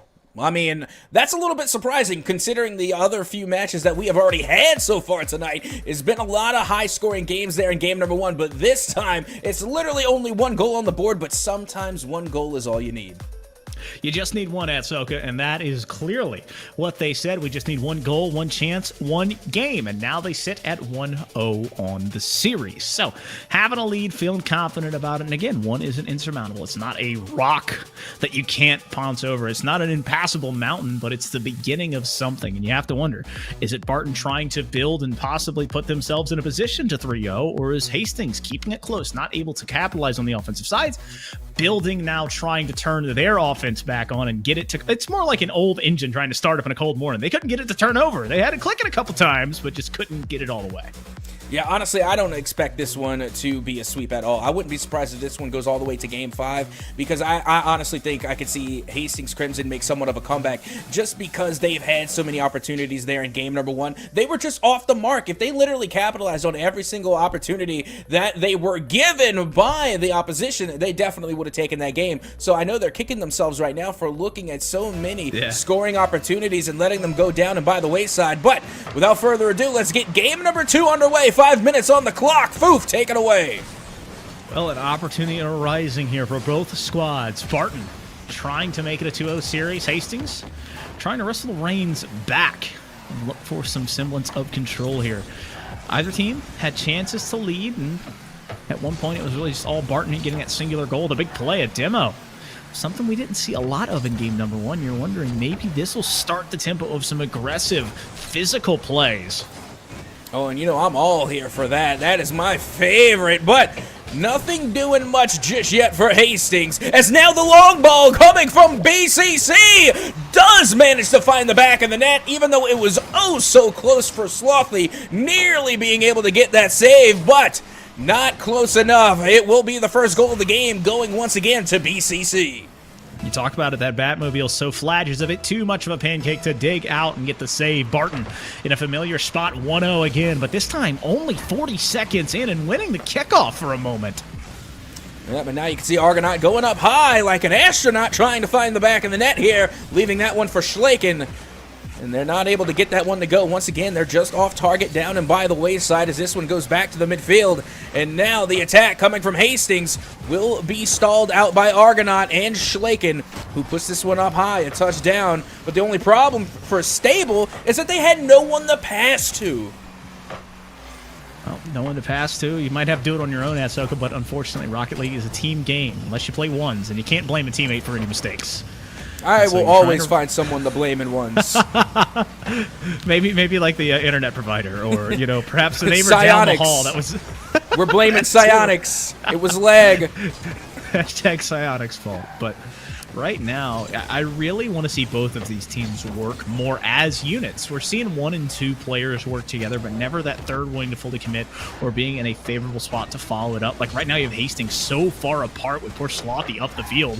And so now you look at Barton, midfield. They got 3 players, but they're all on top of each other trying to find angles. And so spread it out a little bit, guys. Don't be afraid to work with the space and work with your teammates. I was seeing the same thing from Hastings, and the way that we like to divvy up the field is, of course, in threes, but it's not always front to back. Sometimes it's side to side. You got to look who is taking position in the left, middle, and right side of the pitch. That's how you want to spread out the field, and right now from Hastings, we're seeing them all corralled into one section of the field, not really spreading out, so to speak, as once again, what shoulda, woulda, coulda been a scoring opportunity is once again cleared up by Barton. I think the easiest way when you want to try and dissect a Rocket League field with positioning is make it a tic-tac-toe board. A 3x3, but it doesn't matter because it's now a 1x1. Stable Poem being anything but as he finds a hole in the defense. Well, you see, that's the positioning that we're looking for. You have one player there and towards the left part of the field, and then waiting there in the middle was the teammate coming from Hastings, being able to solidify that goal, and that's the way you want to position yourself when you're looking to make these pass plays work. And just like that, in a matter of seconds, we have ourselves another tie ball game, and Slothy nearly being able to break the mold there, but unfortunately, once again for Hastings, they're finding the sidebar. Yep, unable to break the post as that was all post and no net. Chrome 50 hard here, and I like the positioning from Hastings. They're starting to play a bit more aggressive. Their third it's kind of a resting at midfield, and so I want to see them be a little bit more just involved. Have some movement, have a little bit more prediction, but also have a teammate ready and willing to rotate with you. Don't be afraid to make these plays. You are talented enough. You're in the Submergence division for a reason. You're a winning team. You just have to capitalize on these plays, as that is a huge defensive effort from Schlaken to keep it tied 1 apiece. Yep, and now here comes Slothy trying to lead the way, but doesn't have the boost and does not have the juice, as this one might bounce on in, as she saw Hastings' defense were taking their time getting to that one, but lucky for them, they kept it out of their net, but for how long? Well, it's only 84 seconds is what they need to do to force OT. And so, a beautiful read here by Argonaut, but with no real passing recipient in the middle of the field. Stable! That could have been the go-ahead goal, but not enough momentum to follow behind it. And Argonaut with a big dunk. He's going to survive the contact at midfield. But Chrome ready and willing to push it all the way back towards that opposite third and reset. Give his teammates time to find boost in position at midfield. He's going to pick it himself. It's going off of the crossbar, though. No one left, and that is a dangerous push from 2 defenders, but it works for now. Yeah, now it seems as though that both teams are suffering from a little bit of CBS, that crossbar syndrome. Not being able to find the back of the net, but finding every other part of it. Side post and crossbars alike. It's now, once again, with just over 30 seconds to go, we're still tied at 1-1, and it's not for a lack of trying, as yet another potential shot does get saved and cleared away by Hastings Crimson. I'm hurt. That was a perfect play by 1 and 2 with 3 steps up there at midfield and doesn't rest. That is a goal. Barton kicking themselves perhaps as they have been aggressive. They have found plays to be speedy, but that time resting on the laurels gives up a golden opportunity. Hastings trying to make one of their own. That's a soft drop down. It's going to be 2-1 the other way. Chrome don't crunch. Perhaps ice in the veins. Well, there you have it. A nice touch here coming from Chromazone as they're able to put that one on and in to get the win. But with still 7 seconds on the clock, it's not all said and done just yet. Barton could have a last-ditch effort as they do go off the kickoff, trying to follow this one up. And now all Hastings has to do is keep this one grounded as Argonaut goes high. Trying to keep this one alive, now back over towards the side, but finally the ball will hit the dirt, and Hastings Crimson will take game number 2. That equalizing the series, and I'm torn, Atsuka. I love the play from Hastings where they're able to capitalize on a lackluster push, and they made it work and find it off of a gorgeous pass. But then you look at Barton. They had it. It was literally, they drew it on the board. You have the X to know the right position, but you don't pressure it. You feel either not confident enough or don't have the boost because you use it to get there. That opens the door, and all you need is a single misstep in this Submergence divisions, and you see it here in a 2-1 game. Yeah, and again, you know, it wasn't really that big of a difference. And I'm also not surprised. Again, you know, I was expecting to see Hastings really come in with that turnaround, you know, because in game number 1, they had plenty of opportunities. They were putting shots on target, but they weren't able to solidify the goals, where in game number 2, they were looking a little bit better in shape. They were able to put even more shots on target. And again, even though they did have a little bit of that crossbar syndrome, being able to hit all the posts and crossbars alike, they were able to put more shots on target, which inevitably will lead to more goals. Well, you know, Atsuka, you like to always think that volume will eventually equal quantity and quality, but the thing is, you can put as many shots off the backboard that you want. If there's no one there to follow up those first touches and create advanced and powerful second chance and third chances, the first touches don't matter unless there is no one in the net. And so I want to see both these teams be in positions to take advantage of these backward plays he's creating. Maybe the first shot's not going in, but that's going to happen a lot of times, especially when you're playing good defenses at this collegiate level. Well, here we are in game number 3 now, in a tie series at 1 win apiece. As you can see, Argonaut already getting things started here in the Hastings half, trying to cause a disturbance as another 50-50 does go the way of Barton. And a huge whiff coming from the side of Hastings. Could have been an opportunity, but they recover nicely, and now will apply the pressure to Barton CC. An opportunity here is the ball back into the corner again for Barton. And it's just awkward right now, as it's bouncing back and forth, and staying on that backboard. Hastings still putting more pressure on. And Slothy and company just trying to build off of it. Think of it almost as bricks being laid down and a foundation at midfield, trying to build a wall to force Barton and stick them on that side. Yeah, once again, no real surprises here. This is going to be a tug-of-war match. It's game number 3. Again, both sides are tied.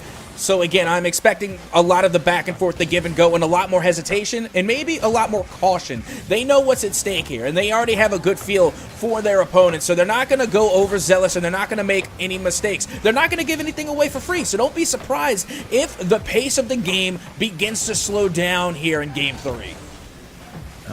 Opportunity arising here. The first 90 seconds have fallen off of game number 3, but neither team looking to do that as they have pressure just bouncing back and forth, but both teams letting the ball rest at midfield, and that is Yuki.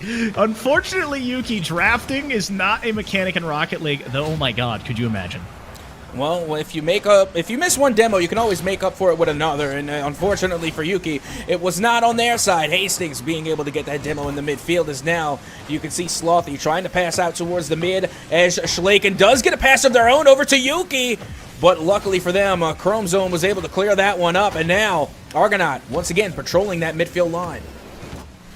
Midfield line, but it's just not a lot of traction. I mean, it's continuing back and forth, back and forth. Hastings had the early control, and Barton once again going to be kicking themselves as that was a golden opportunity, but it goes off of the post. He caught the defender sleeping. Big 50, Yuki putting it on, but again, this shot not going to be a threat as 2 defenders ready to make that save. Now flipping the field, but another big 50 at midfield keeps it stagnated. And it's crazy because we have gone through an entire half of regulation and still we are sitting at 0-0. No goals on the board. It has been a defensive game so far here in Game 3. And it begs the question, which team is going to break first? As you can see, Argonaut trying to get this one again out of the midfield, but Hastings are going to begin to apply that pressure. Opportunity rising, but still, neither team wanting to grasp it. I feel like both guys feel like they're at the end of a minefield realistically. They're just in an open field. They just have to walk forward and take control. And so I really just have to go back to the basics here. I think these teams both need to find some very confident touches.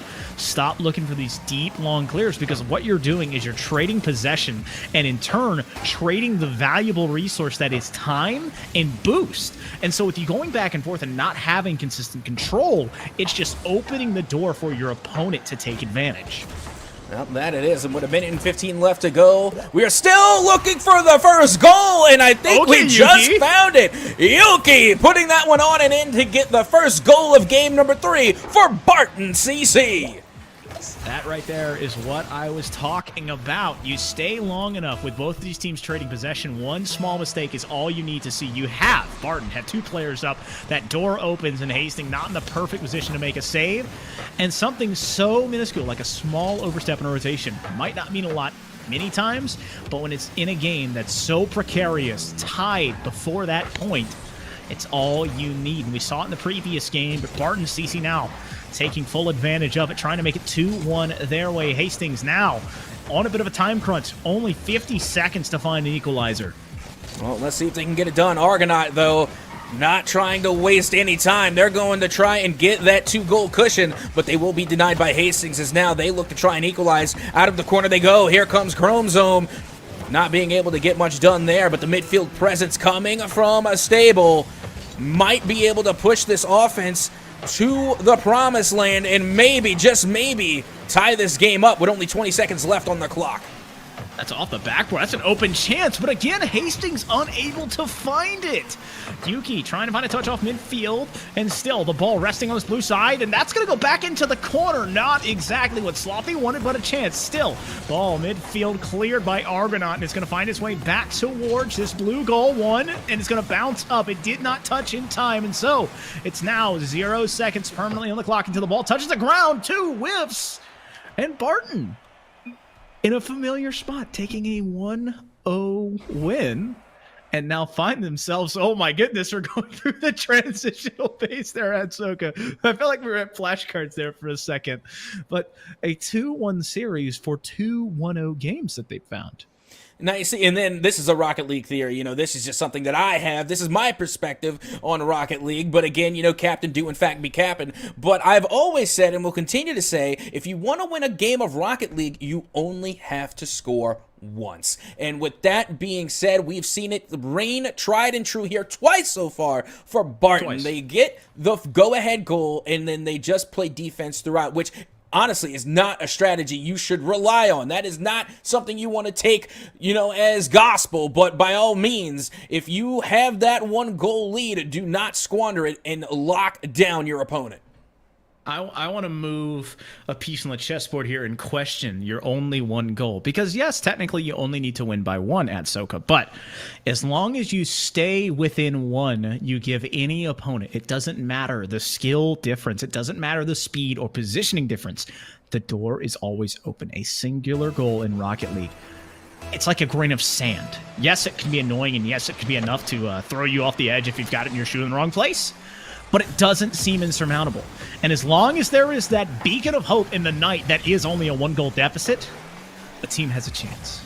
And so here you sit at a one-game deficit, and still so much more of this series left to go.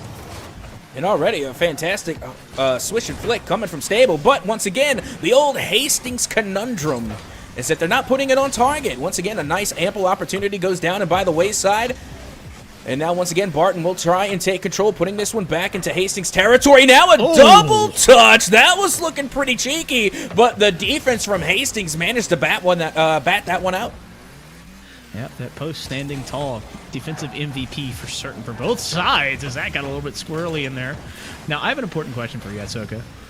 So are you more of a swish and flick guy, or are you a loop-de-loop and pull guy? No, I'm a swish and flick Wingardium Leviosa type of dude. I mean, I've said that from the get-go. I always will say it, and then I'm always here to see the swish and flick come from a little of that finesse. But with that being said, we can see Argonaut trying to go insane in the Octane, but once again, it will be denied by Hastings. It's just an awkward touch once again coming off this Spartan car as they're winning possession, but it's winning possession one touch at a time, and I will talk about a singular touch being very important in games like this. But if you want to find some control, don't be afraid. Like this right here coming from Schlaken, it's not exactly a mistake, but it's not the best play. When you throw it out in front of you, yes, you're getting some time, but immediately it's put back into your end because you hit it right into the waiting arms or fender of the car out there is Chrome. That's an open net, and he couldn't find the angle a bit too quickly as it came to that Octane. And Hastings with an opportunity now to play on the defensive side as they are recoiling from what could have been a golden goal.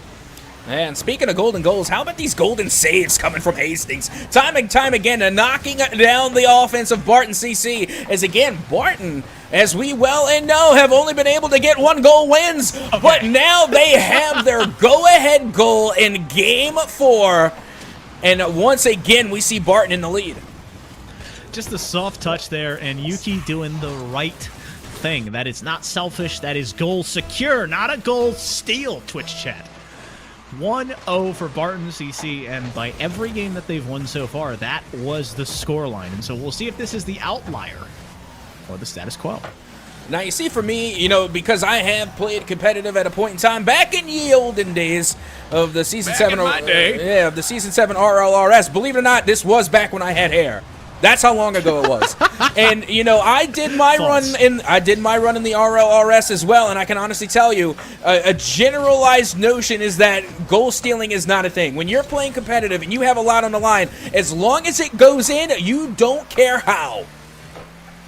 Well, right now, Hastings having to care because they haven't been able to find the back, and that's a missed touch as it falls right to the nose of Schlaken. Tell you what, this Octane has just been all over the field right now in game number 4.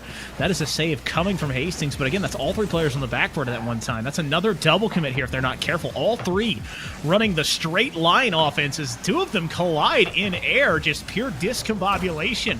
And Barton CC, they're all for it. They just need to continue and hold on and maintain.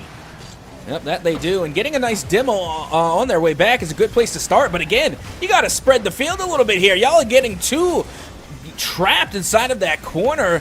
And all it's going to take is one good touch from Barton to capitalize. As you can see, they're going off the backboard again. They do have a player in the mid, but they're pushing up just a tad bit too far. Luckily, Argonaut was there in time to recover for the side of Barton. But once again, another double commit. This is not what you want to do when you have the 1-goal lead.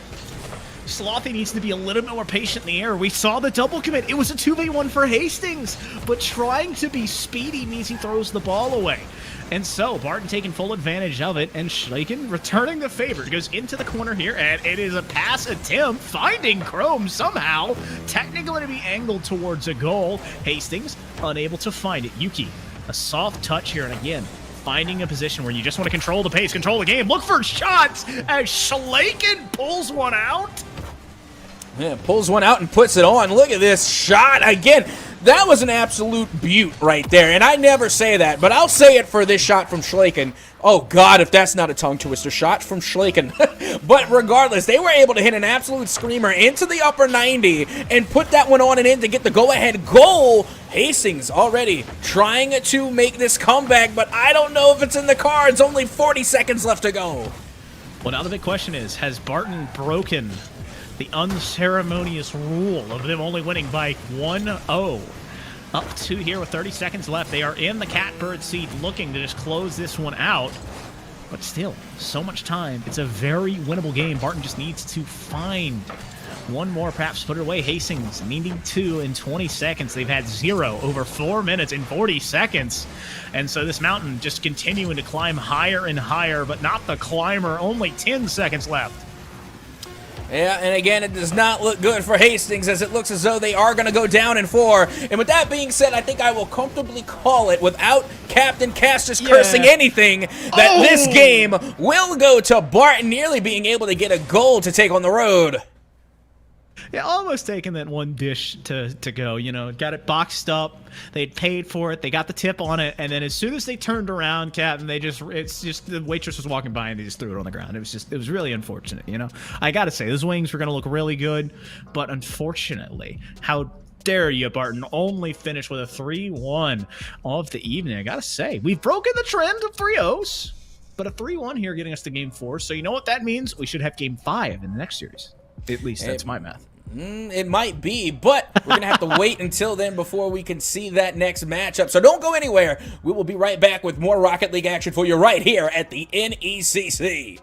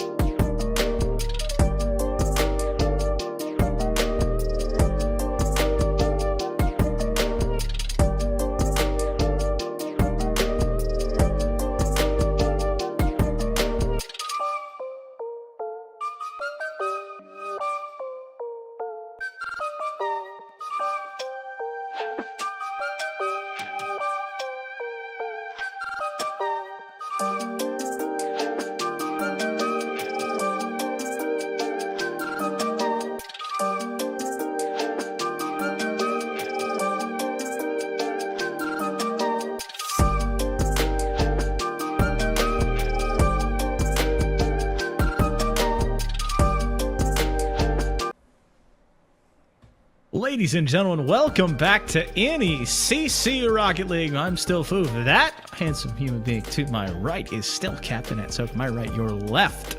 I gotta say, coming off the back of 3-0, 3-0, now 3-1. I'm looking forward to this one. We should have an interesting game put before us at Soka, but not to get too far ahead. We've had a good evening so far. I know you particularly have been having a good evening so far. Oh, my evening has been absolutely litty. Even though the sun is going down, it is still pretty late here at the NECC. Keep in mind that we've already seen at least, 3 games go back to back to back to back, and all but one were a sweep. But now we are getting ready to move on after we just seen Barton CC take on the Hastings Crimson and successfully take the dub. Now we're getting ready to move on to Chaplain Moon versus Siena College. Yeah, it's certainly going to be an interesting one, to say the least. Champlain coming in at 2-4, so obviously not having the season that they'd wish to have. But on the opposite side, the Saints riding high and trying to look and carry on. 5-1.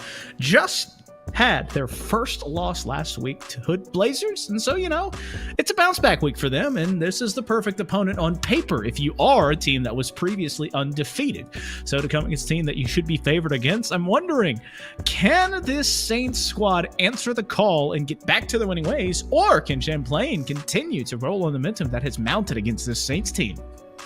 Well, only one way to find out, but before we get into that match, let's take a look at some of the players on the field to see who will be repping their school today. And of course, we got GOQ, Computer Networking and Cybersecurity Major, a sophomore, followed up by Tron, Creative Media, and a freshman, and Solar, Game Programming, also a freshman. We're seeing a lot of young talent coming out here today.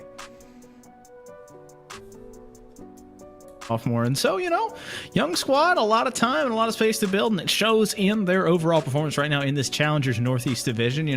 Obviously 2-4, but the big thing is it's experience. You're playing against teams that have played together for perhaps a couple of splits and a couple seasons, and so you're getting the chance to go against them.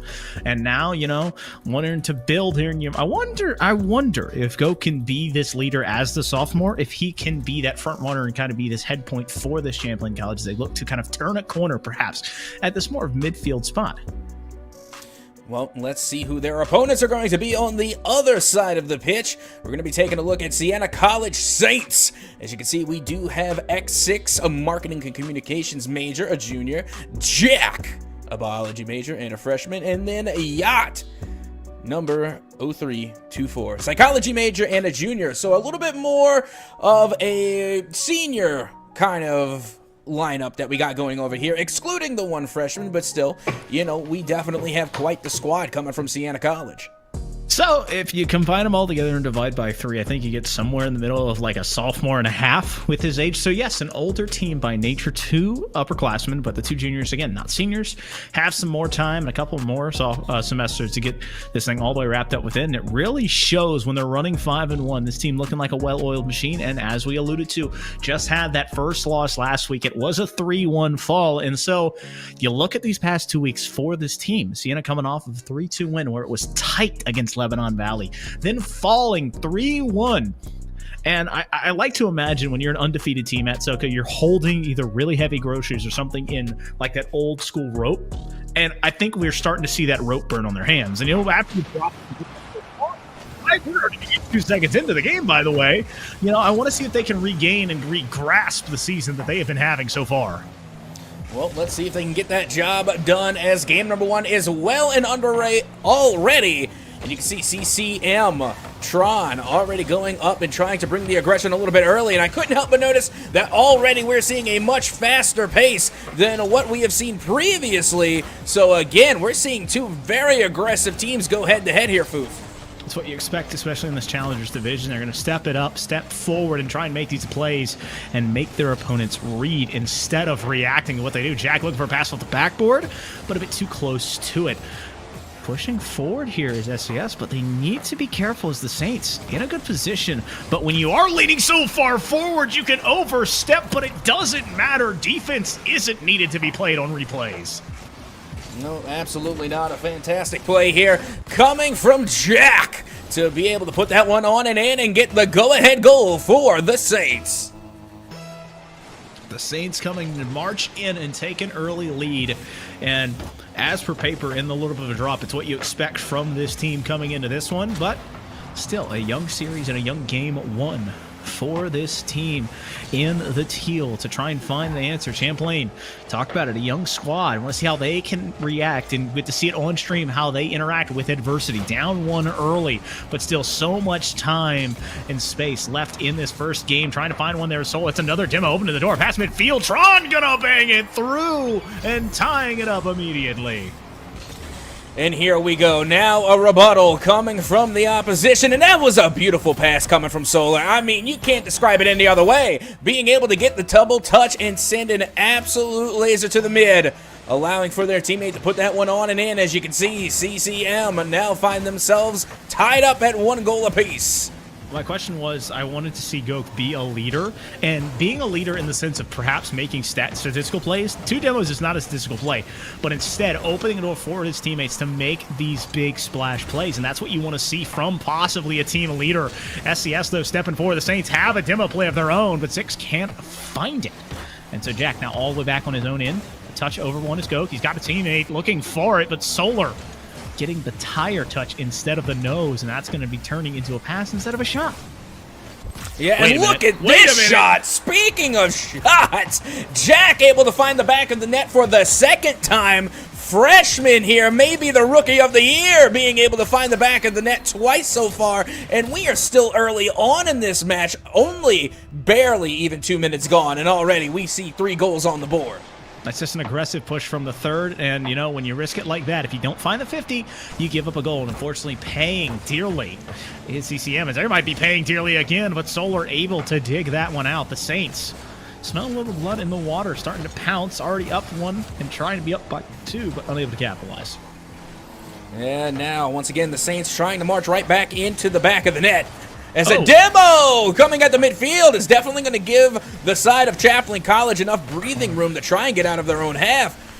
As finally, you see Solar is going to go up and put this one back into Saints territory, but not for long. Jack once again trying to come through and put the pressure back on Chaplain College. I want to nitpick just for a second. If that Finnick has a little bit cleaner of a half flip there, they turn this possession so much quicker. But because Tron couldn't find it and the flip kind of lands a little bit awkwardly on the sidewall, this is why we have found ourselves in this awkward stalemate of changing possession, because neither team is in a good spot right now unless you pass it midfield where the Saints have all of their players and really in kind of wrestling control. A backwards play here from Jack as he's going to look for his teammate, a touch off of the side, trying to find something. No thumbs perhaps in the name from the Saints, but he's making it work. A minute 45 left to go, and Chaplain College still down 1, but still plenty of time to get that 1 goal to equalize. But the pass coming out from the Saints nearly was able to connect, and again, we're seeing some fantastic communication coming from the Saints, as again, they are spreading the field proportionately and being able to find one another time and time again. Yep, Champlain still stuck on their own. Dangerous touch there as Jack trying to force it up and over. Jobster looking midfield, but denied, as that is beautiful backboard defense with the long clear, flipping the field, not really maintaining control. That's a miss on the backside by Jack, and it opens up because of another miss. So the Saints taking full advantage of it, but Gok looking midfield, Jack there to respond, and so it's these big touches going both ways, favoring this team in yellow as they have the lead. And now you can see once again Chaplain trying to be the aggressor. Time is continuing to tick away for them as they are still working from a deficit here. But look at the shot coming from the Saints as the offense continues to put the pressure onto Chaplain. And we already know they can't play offense if they're kept too busy playing defense. Luciano in an awkward spot here, playing up aggressively as Jack trying to catch it. Tron past 1, finds his teammate, him and Solar, the last 2 players. Solar's gonna pass that midfield. He goes off the ceiling instead, and so it turns a 2v none into a quick transitional play back towards an opposite corner. 20 seconds left at Soken. It's gonna be difficult. Well, here comes Jobster, who's gonna get bumped clean and out the way. And now the ball going up high is Jack once again trying to find the hat trick, but does not. The defense still holding on, but still, Jack and company from the Saints doing a fantastic job at running this clock out, as now the clock has officially hit 0. And now Rule 0 still alive and well as finally the ball does hit the ground, and game number 1 will go to the side of Siena College. Well, Rule 0 unfortunately falls at some point every time, but a 2-1 score is a great way to start it, you know? Siena, obviously the favorite coming in here, scoring the first early goal, looking really solid while doing it. Oh, you're that way. Sorry, I keep forgetting. But, you know, getting those early points is always big, especially in a series when you're coming off of a loss in a tough game beforehand. But now they've broken the door. They're feeling a little better. Same thing for Champlain. You're not expecting to score in these first games as a team that is the underdog, but doing just that, having a chance to win it and making some very key moments. I wonder if they can push it and perhaps find a lead of their own in game number 2.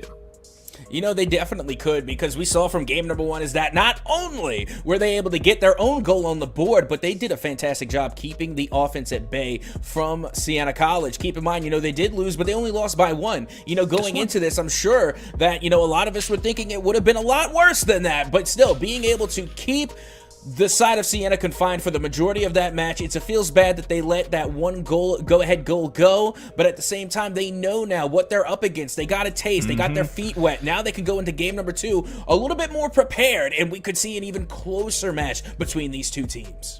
I'd like to think of it, you know, the old kind of where you draw the height on the door when you're growing up. I don't know if you guys did that as a family at SoCo, but, you know, you're trying to see where you measure up against those other heights, and you realize, like, oh, wow, it's a lot closer than I thought it was. And that's exactly where it is for Champlain. They got an opportunity. They've had some really good offensive plays. They're looking very confident, and that's something you don't see in 2 and 4 teams. This is a young squad that is now playing around. They know that demos are their gameplay. They want to have possession and build at midfield. Now it starts as we've got a shot off of it. We got some demos to open a door, but now we need to build a pressure foundation, get control of the ball, steal boosts while you're doing those demos, and that'll open a door for it's going to be an explosive offense, but I hate to use that word because you're blowing people up. Now, see, I like that word because that implies to me that there's going to be some goal explosions, much like this one coming from JWU, being able to start things off early this time for the side of Chaplin as they will get on the board first. Well, Goke doing exactly what you need to see, and, you know, we missed about the first 15 seconds of it, but it doesn't matter. 20 off the scoreboard means whoa! 2 for Champlain? Wait a minute! We missed a goal? I think we may have. You know, we came into this one a little late here, but it may appear to be that, you know, I can't tell. I don't know. At first, I thought maybe like the difficulties were on my end, you know, and I'm thinking, okay, this game's lagging out a little bit. You know, maybe I need to refresh my browser or whatever. But no, you know, apparently the offense was so devastating that it caused the entire thing to crash. Again, you know, it was just absolutely insane. Chaplin, some out of nowhere, was able to pull out 2 back-to-back goals in what you would say an explosive way. Well, you know, I hate to say that, you know, tap my hat to myself, but that's exactly what I wanted to see this team do, is get an early lead, get a chance to go off of it. But, you know, I didn't want them to break our poor producer server. So, you know, we're trying to get that back on the board. But, wow, a 2-0 hot start in the first 20 seconds. I mean, it's insanity right now. Champlain not looking like the team that just lost. Just building off top of this pressure. I mean, we don't know how they're looking. We didn't get a chance to see. You know, we got in a little bit too late, but with that being said, you know, being able to score 2 back-to-back goals off the rip, you can only assume that they are playing a lot better here. As you can see, Jobster now taking it from the midfield, going for the flippery do not Philip flip reset. It does connect, but it does not go in. Oh, man. Opportunity arising. Jobster needs to be careful. Pass midfield, but a big-time clear. That's going to be a shot coming from the Saints, and it is a pinball action going 1, 2, 3 all the way home. And once again, it's Jack getting involved at the midfield, doing a fantastic job. That's the 3rd goal for them so far in this series, but you got to shout out X6 for being able to get that ball to exit from their own corner and in to the midfield for Jack to get that shot off. So now we find ourselves at a 1-goal game yet again, Foof. Opportunity rising here, but again, it's a very strange point we found ourselves in this game. You look at the Saints, who had all the dominance, a lot of the pressure and control in game 1. That's why they were able to find a win in the end. And it has been all speed, all aggression, and right now, other than the singular goal from this team in gold, all CCM, but it feels like it looks like they traded controllers, honestly. We saw the team with the wrong controllers on the kickoff. They got it to a lead, and then all of a sudden it's like, oh, okay, yeah, we had to go hit the smarts machine, and now you see the Saints building pressure. And for most of what we've seen in this game, they were on the offensive side. They were controlling the ball, controlling the pace, and forcing this Champlain team back.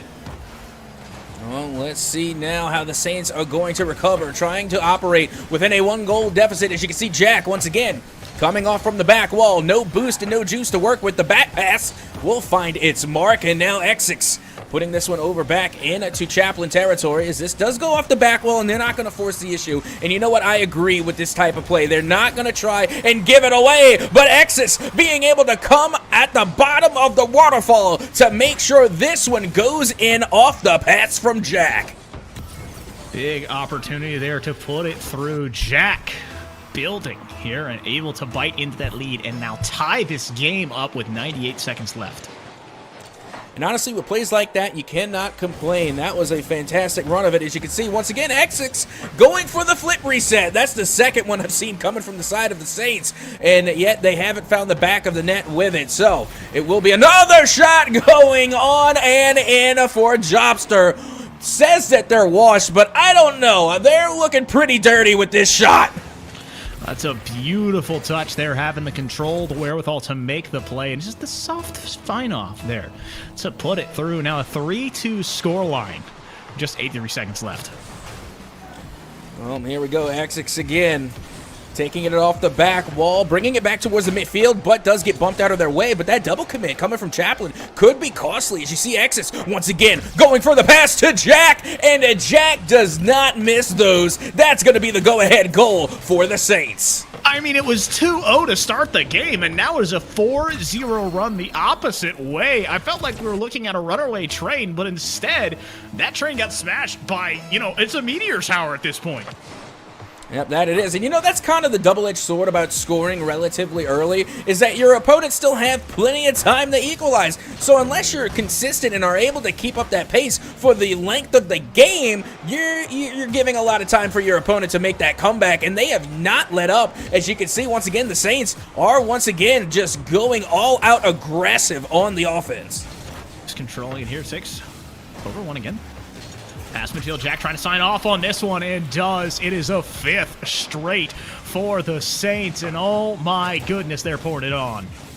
Yeah, and Jack, time and time again, finding the back of the net, but I'm also noticing that NECC is the one passing to Jack more often than not. Pass. I'm telling you, this might be the 1-2 give-and-go combo that could work out for the Saints. Say that, Zuko. What is he doing? He's doing what? He's doing what with the sugar? Oh, he's sharing the sugar. Yes!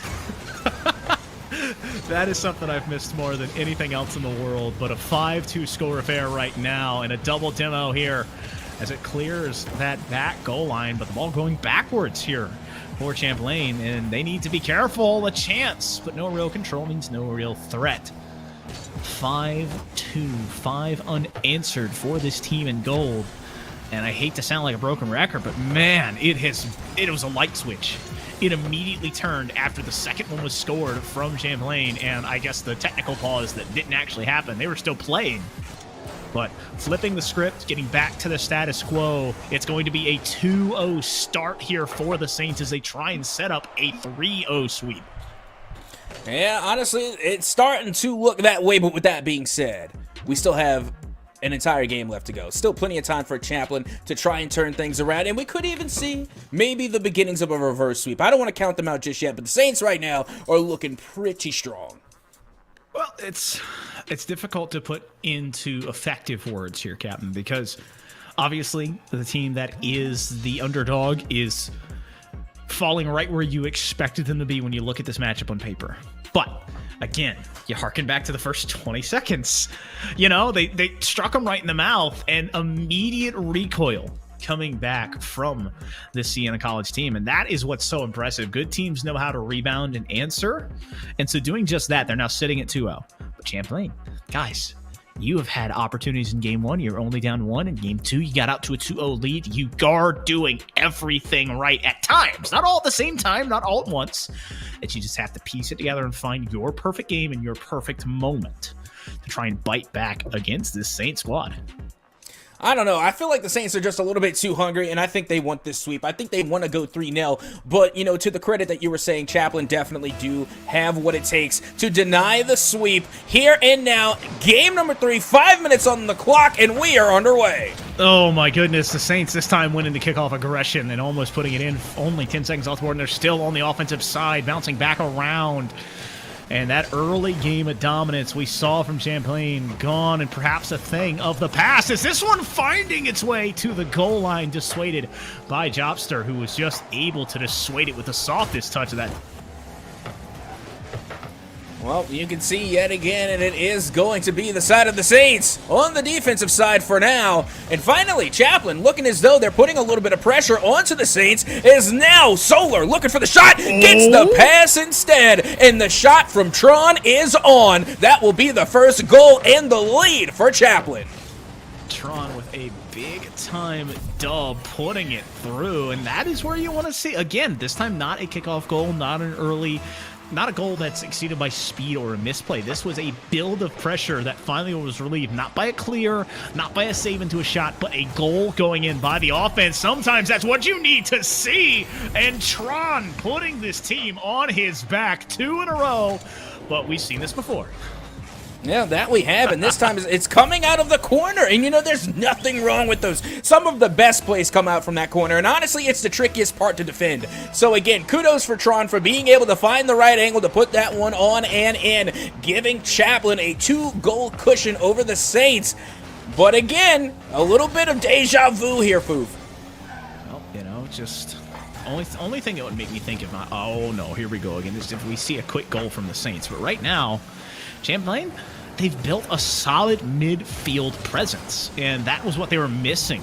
At least when we came back into the game, they had the lead, but they were just hemmed in on the defensive side. And as I say it, guess what? Hemmed in on the defensive side, and X6 able to find the back of the net.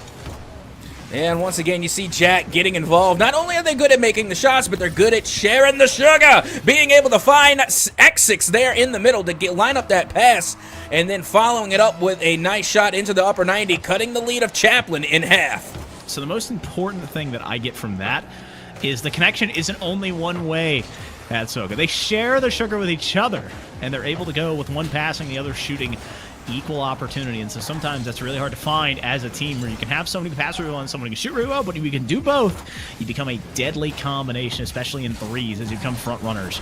X6 putting it midfield, Tron having to dive. That is the third player there for Champlain. I like the pass attempt, but it's a bit too far away. The Saints, once again, it's a harkening back to the game that just happened. They have all the pressure, all the control, but none of the goal there as it went way right.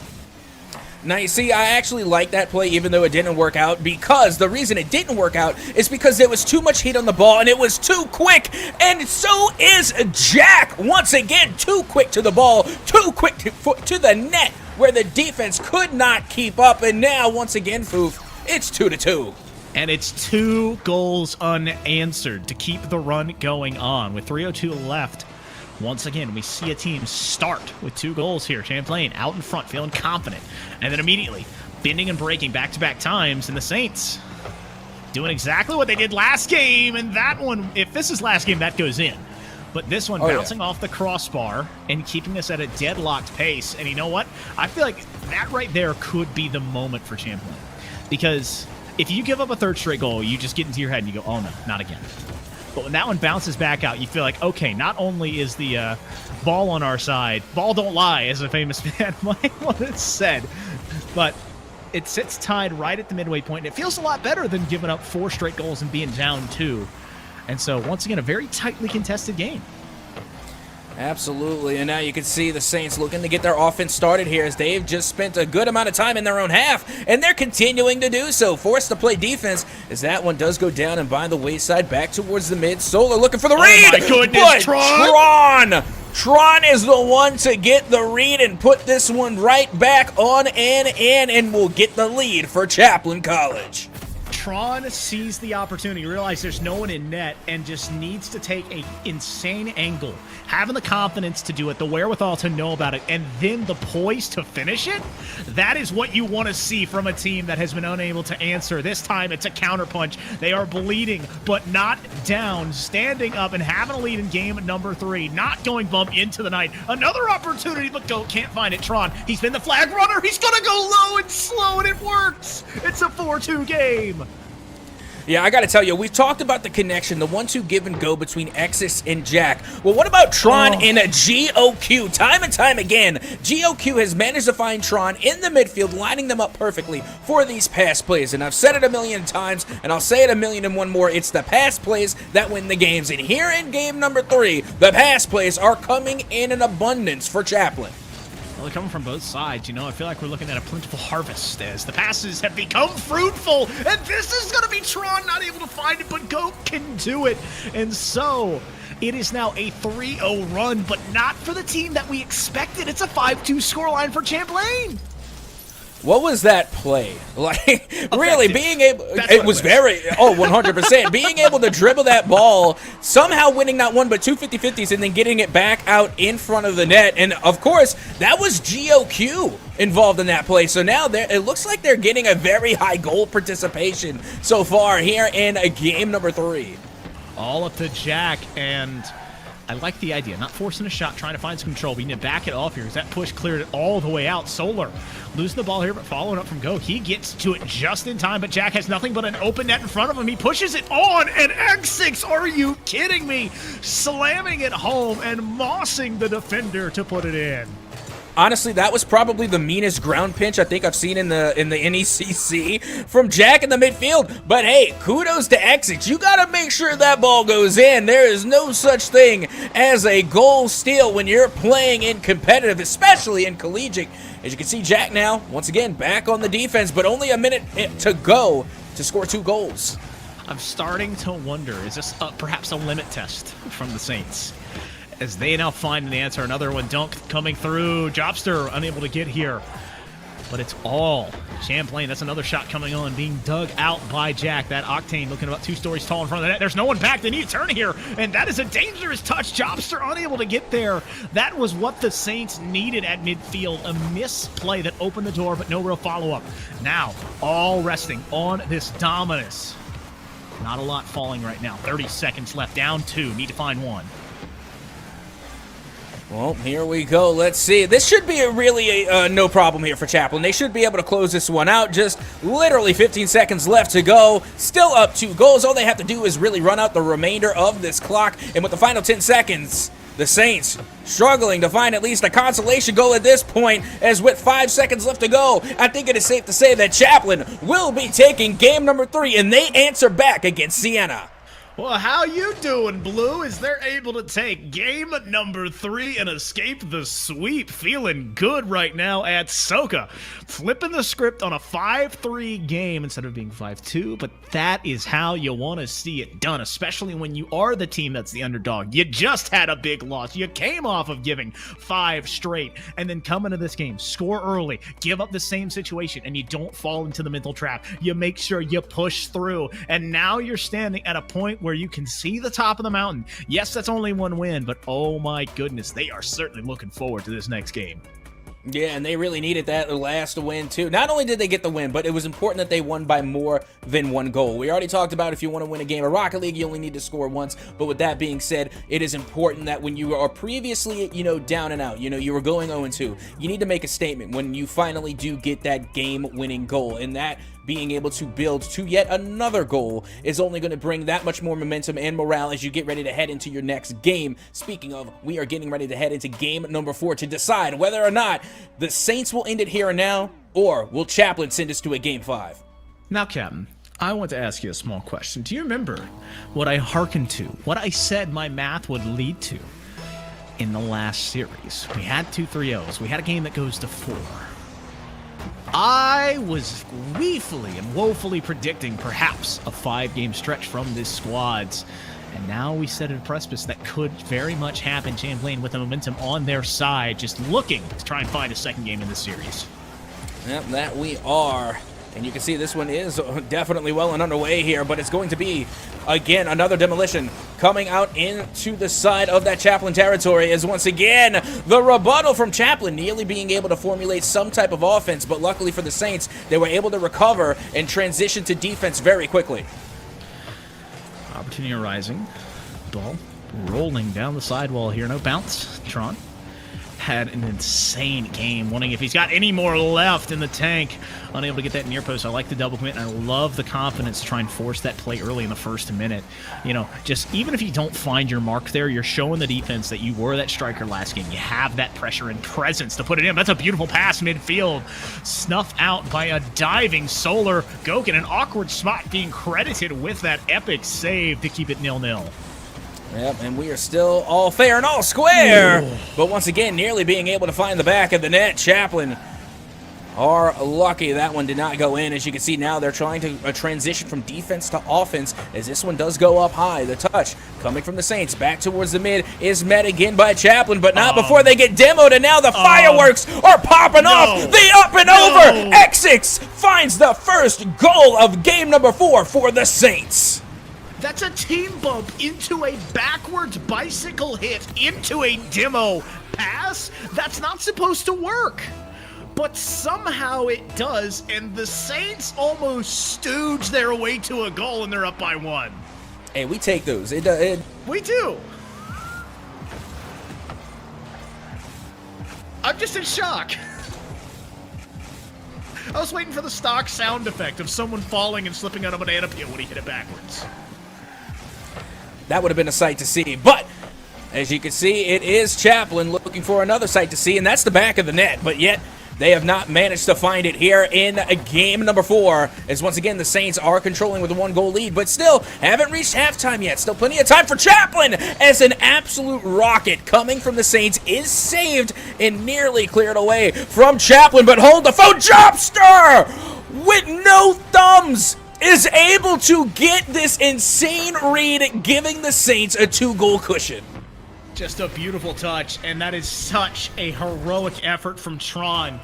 But a great save is only bested by the perfect shot and the final placement to perhaps put a nail in the coffin that has been this Champlain squad as they have wrestled their way back into this series. They are trying to force any way that they can to make a pivotal game 5, but still it stands 2-0 in the game. Well, here we go. Another shot going off the backboard for the Saints, but it does get cleared away. We are now underneath halftime, and this is not a good situation for Chaplain. As you can see, they are working from within a deficit, and we have seen them in this position before, and as we remember, it did not go well. They're going to have to come together very quickly, and again, apply a lot of that physical play, maybe even demo some of these goalies out of the net, because we are seeing time and time again, they are able to stack the net on the side of the Saints and go uncontested. It's time to take off the gloves and start playing a little bit more mean. And you know what you have to do to set up those demo plays? You have to control the ball. You can't just keep sending it towards backwards or the sidewall, because it allows the defense to do that exact thing of sitting in the net, having the space and time to get boost, to enjoy where they are, and continue to let the ball just float around the field. You need some control to allow your teammates to hunt forward and make these big plays, and it's been opportunistic on most of the plays and shots that we've seen from Champlain. That one, opportunistic but not able to go in. That's a long reaching touch, looking for the back of the net. The Saints are denied, and so return volley here is NECC looking for Jack. Jack trying to find the pinch with his teammate, but can't get it to go with 75 seconds left here in game number 4. And still, it seems to be all in the control of the Saints, even though we are seeing a lot of contests coming out from Chaplain, but they have yet to find the back of the net here. Only a minute to go, and they are still sitting with 0 goals on the board, and that's not for a lack of trying. As you can see, Jack now putting this one back in the Champlain territory. This one, once again, going all the way back over towards Tron, who is looking to get this one past the middle field, and it does. Jack now goes up high to try and contest this what a shot, touch! but the dunk from Solar finds the back of the net and cuts the lead of the Saints in half. By all accounts, that shouldn't have gone in, but Jack hitting it first means it comes off of Solar's nose, and when so you're backing, bouncing forth, the person who hit it last usually has a favorable touch because that momentum falling down gets that car out of the way. Now we're sitting at only a 1-2 score line. And oh my goodness, Champlain, it looks a lot more doable. Only 40 seconds left, and they need to find one. It's definitely doable. This is going to be their best opportunity to try and equalize, but Jobster nearly putting that one on and in. Doesn't get the read off the backboard. Oh, so close, and we have seen them make those shots before, so Champlain should be considered themselves lucky that it did not find the back of the net again. Opportunity arising here, Tron. Can't get to it. Danger spot here as the Saints just need to find, like he said, that one goal to put it away. Another shot coming through, but that's a double commit from the defense. Now it's all three players pushing up. Exits the last man back, but no one followed through. They backed the ball off, and so it's a big clear. Champlain in shambles here as it ball falls onto their side, and the Saints able to take command in a 4-game series, 3-1. GG's put in chat, and GG's it was. Oh, absolutely. And again, we had so many highlight reel plays, but I cannot help but go back to that double touch and dunk from Jobster to get that second goal on the board. And again, really showing off their aerial acrobatics and mechanical skill to get that one on and in. So huge shout out to Jobster as well as the rest of the Saints. Again, being able to come through from the get-go and bring that heavy aggression, even though at times it did cost them here and there, they were able to adapt, react, and come back and make the adjustments necessary to take and secure the win here over CC. And the big thing is, again, harkening back all the way to the beginning, what do good teams do to become great teams? They put away teams that they should beat, and this is exactly what Siena was able to do. It wasn't like they left a door open for Champlain. Champlain, as I said, between Game 2 and Game 3, they are playing great in spurts, and all we saw in Game 3 was just this. It was a culmination of Game 1 and Game 2 for them. And so you're wondering, okay, the riding is high, but can they finish it in Game 4? And unfortunately, sometimes the brightest stars burn out quickly. And that was Game 3 for the Champlain squad. And they're going to go back and enjoy watching that one. But I challenge them to go back and watch Game 1 and Game 2 specifically. They're going to find a lot of things that they know they could have done better. And that this was a team that now sits at 6-1. And that, hey, they had a very strong chance of not only taking the Game 5, but beating. Yep, they most certainly did, and they are going to come back stronger and better than ever, and so are we. Right after this quick break, we are going to come back with more Rocket League action for you right here on the NECC.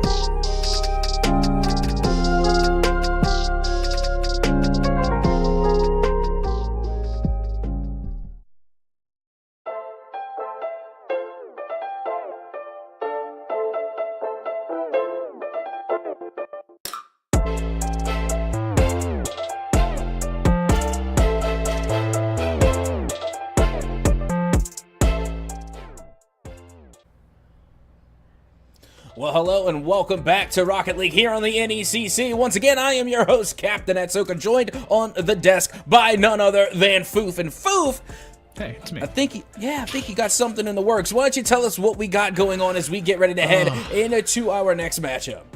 I gotta say, man, I don't want to look too far ahead because I just want to harken back to what we've had such a great evening so far.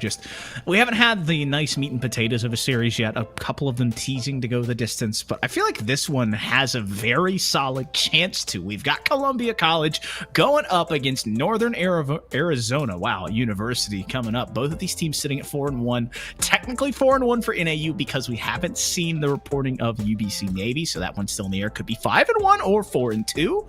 And so with these teams having such a tight record, I am intrigued. We have another golden opportunity for perhaps 5 full games ahead of us.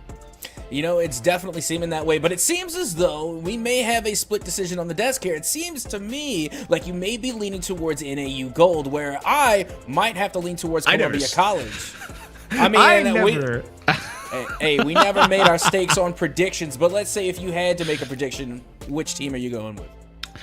You know, I can't say that I have seen NAU Gold play. I've seen Columbia College play, and I enjoyed them while I have watched them. And so my big question mark is when you look at their only loss to UT Dallas, That's the team that we don't have a report from Columbia College. And so if I had that one, I feel like I could make a educated guess about. And so for the sake of mental sparring, perhaps, I will play into your court. I will say, bombastically, we're going to stay on the streak with a 3-1 for NAU. Okay, well, I'll match yours, and I'm not going to give a specific record, but I do think Columbia College may take this one. I'm not that good. Captain be capping too much. But with that being said, let's take a moment to take a look at the players who are going to be making up these respected teams. Up first, coming from Columbia College, we got Cryptic, Cam, and JD. And Cryptic being a sports management major and a sophomore, Cam, sports management major as well and a sophomore, and computer science major JD, a freshman. Seems as though we got ourselves quite the young squad here, and seeing that it does look as though this was the team I'm thinking of, I'm even more confident now in saying that I think Columbia College is going to take this one. The best team in the West. Well, you know, they've been playing well, flying high, but do have that loss in the season, you know, aren't unbeatable. But, you know, the loss coming through by way of a forfeit, so, you know, you can say technically they're unbeaten except to, you know, the monster that is scheduling, perhaps. But now we look at the opposite side of the pitch of a team riding a 4-1 series record. NAU Gold bringing in their triage, looking to ride high here again off of three back-to-back 3-2 wins. You've got Caden, you've got Castillo, and you have KJ looking to try and uproot this team that you said is that #1 team in the West. And I gotta say, this is a wide variety of age. You've got a sophomore, a guy who's getting ready to become an upperclassman. You have the old head in Castillo and the senior, and the true young buck in KJ, should I say. And so I'm excited to see what they can bring. I am as well. I'm really excited to see this match go underway. And you know what? Now that I'm looking at it, you know what? I'm going to go ahead and go all in. I'm going to say Columbia College 3-0 sweep NAU Gold. Wow. Well, you know, we'll take that one here and make sure both clips are submitted to see who finds what. But I got to say, most importantly, we're going to have a game of very consistent, very aggressive, and very pretty Rocket League to watch in front of our faces, Captain. And so, you know, Twitch chat. Yeah, I was gonna say, no matter what happens, this is still gonna be a banger of a game. You can expect to see some great talent coming out in this matchup. Expect to see some pretty good Rocket League. And again, it's probably gonna go the full distance at games of 5. But you know me, Captain be capping, I gotta go all in, and I'm going all in on Columbia College. But without further ado, let's get this game #1 underway. 5 minutes on the clock. Foof, lead us in. Well, Galaxy and company trying to get off to a start. NAU Gold rocking that yellow color of their own. And ooh, Castillo wanting to be aggressive there, but can't get it early. KJ letting off to his teammate here in a demo. Early pressure here from this team in the yellow. That's a dangerous touch to midfield. Just giving Cryptic all the time in the world to play with that. Well, here we go. And already a nice little healthy back and forth. Nothing too crazy, but enough to get the conversation going. You know, the shaking the cobwebs off, warming up, making sure that they are playing well, they're communicating well, they're positioning well. And so far, NAU Gold doing a pretty good job of keeping this ball inside of Columbia territory. Well, they're building pressure right now, but also Columbia College just kind of feeling out as well. You already seen a squishy save. They're confident. They're feeling good. Galaxy putting it up, but a bit too high. That is a beautiful clear coming from Cryptic and Castillo. Trying to control this one here in an awkward play as that one just rolling around. And now no boost into that Octane. Galaxy can't find the touch and still falling back down. Getting it back off the backboard. Cryptic. Beautiful play here. Has great control of the ball. But Cosmic Flippy falling from the stars to break and put it one in. And you see, this was, I think, a fantastic pass coming from Cryptic. I think, again, they were already on the wall. They got dunked by 2 defenders. And then even though they were out of the play, they didn't give up on it. They were able to get yet an additional touch on the backboard, setting up Cosmic Flippy for a fantastic dunk. And now Columbia College will take a 1-goal lead over NAU Gold here in game #1. Quick start here for Columbia, and they're just going to try and mount and follow forward, you know. Regulators mount up, perhaps. They're putting more pressure on. It's all up to NAU Gold to kind of usurp it and push it back towards that end and find the icebreaker of their own. Still so much time left in this game, but Columbia, with that early goal, that is a miss on the bump as Cam was the last thing standing between Columbia College's net and NAU Gold. That would have been a huge bump, and if had it connected, that definitely would have been a goal for NAU Gold. Is now Cryptic taking a turn, has a good bit of boost to work with, does go up high, goes for the flip reset, lands it, but not enough to get past Castillo, as now you can see the ball finds its way back into Columbia College territory. Ball bouncing back down. Cryptic putting another prodding shot on, diving to make the save. There is Castillo, and he's able to slow it down. Cosmic Flippy. More pressure here. Feed the Flippy was the chant in chat, and they're trying to do just that, but unable to control it. Galaxy, awkward there, loses control. But it's a quick save and clear from his teammate Cam. Looking for a backboard play. Castillo, though, intercepting that one, getting a bump with the Goomba as well, but now you need to have a clear. That's a beautiful pass, trying to set something up. KJ to Galaxy. Galaxy to the back of the net. No, it goes a bit too high. That was what NAU Gold needed, and they have to capitalize on those. Oh, yeah, that was huge. And again, that was a fantastic play. Even though it didn't pan out, that was still a great attempt. They're showing some initiative, and they're showing that early aggression. And if they keep up that pace, one of those attempts will find the back of the net. So I don't think they should slow down at all. I say go full throttle and go pedal to the metal and pump that gas. Cosmic, though, trying to put it in the back of the net with another soft touch. This time looking for the speed, and the pace change is exquisite. The soft touch in the air, falling back down, having a boost to go get through it and force it into the net to make it a 2-0 affair.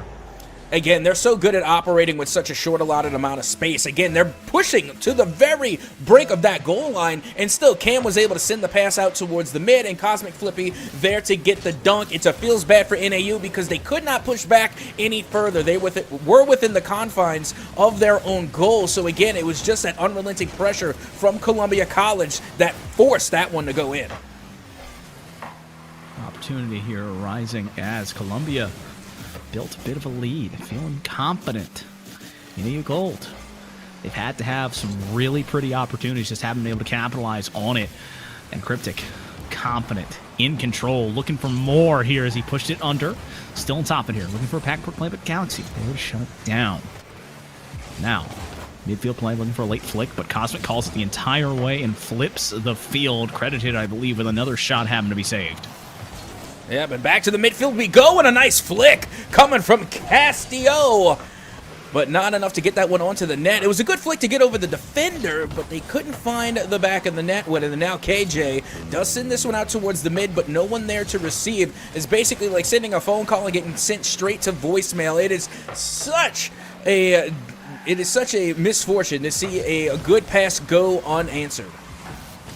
Well, trying to pick up the phone here is NAU Gold as they have more pressure, but pressure has not amounted to much other than the clock continuing to get milked down. That is such a read from Cam and a better beat. He just needs to find a soft touch here. A pass midfield setting up Cosmic Flippy. 2 shots, 2 goals. A beautiful showing here from this Columbia College side. Yeah, Cam really is the point guard for Columbia College. Again, leading the way with a lot of these pass plays, being the spearhead of the offense, really breaking that line at the midfield and then setting up the pass so that way Cosmic Flippy could come in and get the goal. Now a 3-0 lead in favor of Columbia College, thanks to the pass plays that win the games. Well, setting it up now, NAU Gold, again, poised in midfield, but not a lot of... the ball is tight to their cards, but they're not in control of it. They're having to make these reactatory plays. That's another one that the dunk coming through from KJ. This time looking a little bit better as they force Columbia off of their marks because you have 2 players on the wall. And there we go. That's how you take advantage of a poor situation. I don't get me wrong. We saw the mind games. We saw the mind trick come out from Cam. It worked on one, but it's not going to work twice, okay? You can only do that once every 30 seconds. There's a cooldown time on that. Ball going back towards this net. NAU needs to find it, and Galaxy, that's the goal you want to put it in. Cam credited with it after a beautiful double tap. That's calculated. That was 100% calculated. Oh, yeah, calculated. I mean, this is the person that just did a Jedi mind trick not 2 minutes, not even like 30 seconds ago. They can calculate that. They can work that out. That's Rocket League math at its finest. Oh, look at Cam, this. Look at this. You know, they know, Wow. they know what they're doing. They knew exactly. They saw it, and they knew it was going to be off target, and then they knew that they didn't have enough time to rebound and try and put that one on in. And literally with that few remaining seconds, there weren't enough time to equalize regardless. And it ends up being a Game 1 win for Columbia College, 3-0 over NAU. Well, let me pull out the tank here and get some copium here. That's only the game. I told you they'd get one off of them. So, it's now 3-0 back the other way. But no, it's really going to fall down to what Columbia College can continue to do, because they are dominating in the midfield. They're finding great points of attacks. But you look at it, NAU, they have chances. They have a good job. They have spurts of offense where they can get some goose control. They can stay on the ball. It's just now you need to be optimistic and you need to be ahead of the game, not just where the ball is. Move your defense around, make them move for you, and that's where it's using the backboard effectively. But again, when you have a team that's 50 and they're finding good challenges and answering you at midfield, oh my goodness, it's so difficult to do.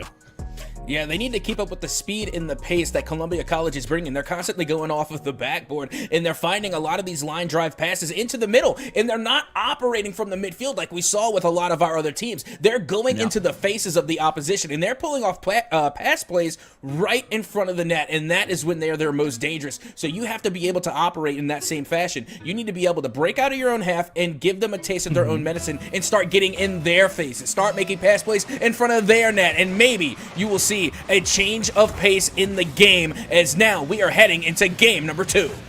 And a big answer here, Captain, is they need to hit their marks. They had 3 opportunities last game.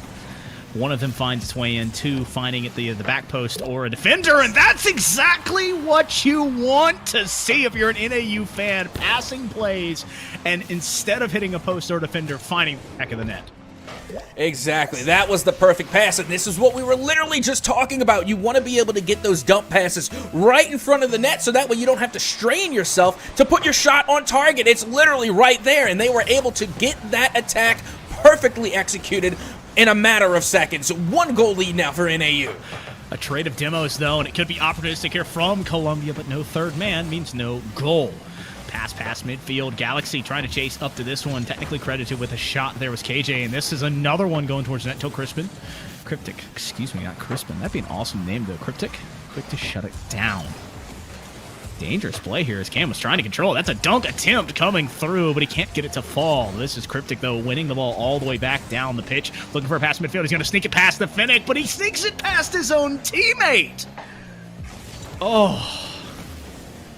It just seems like a tidbit of miscommunication there, because Cosmic Flippy does not miss those. I'm not sure what happened, but we've seen Cosmic Flippy already make several of those, and I really do not expect them to miss a shot like that. Again, a well-executed opportunity just down and by the wayside for Columbia College, as they are still down 1-0 with 3 minutes and 40 still left to go, so still plenty of time. Yep, I like the bump play here, but they're awkward with both players sitting on top of each other there because of where that momentum pushed them. And so NAU Gold having a chance here, but the third man up, that is just full Cryptic sin, seeing the sin at midfield, seeing that goalkeeper way too far up. And Galaxy, unfortunately, friend, that's a frame you don't want to see, as it's now an answer from Columbia College.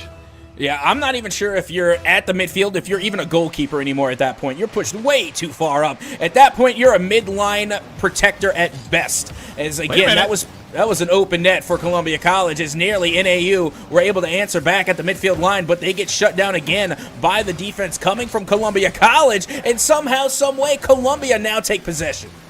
I'm sitting proud here at midfield, both of these teams. I feel like either side wishes for the other to back down first, but it's unwavering pressure here continuing to mount, and at some point someone will blink or someone will false step. 2:50 left on the board, and it feels like so much more has passed in game number 2, but still half of the game left to be played. A beautiful save here on the NAU Gold side. It's Columbia putting more pressure on the ball, bouncing off the sidewall here. Galaxy credited with a touch here, still in control, but demoed for his troubles and sent back to his own end, but spawning in a very nice spot, but unfortunately pushing that one means it's an awkward spot for his 2 teammates to be in. Yeah, and again, we're just seeing like a goal-to-goal transition coming from the side of Columbia, as now you can see the transition from the side of the field to the midfield. A perfect pass play coming from Cosmic Flippy to find Cryptic there in the mid, and just like that, they are able to take the lead over NAU. You can shout out Cosmic Flippy because he gets that one from Crypt, or Cryptic gets it from him, but it all starts with Cam. That is all 3 players involved from Columbia, and it's what you need to see. It's not what you want to see, it's what you need to see in a game like this where we're splitting hairs and having the pressure wretched back and forth. It's finding the small holes, and right now, in Game 1, it was having it in the air, but this time it was on the ground, the backboard being a little bit too well defended. Cosmic Flippy, in the air, in control, and in front right now by 1. Well, here we go. Cosmic Flippy now taken to the skies here, looking for the Cosmic Flip reset, but does not connect.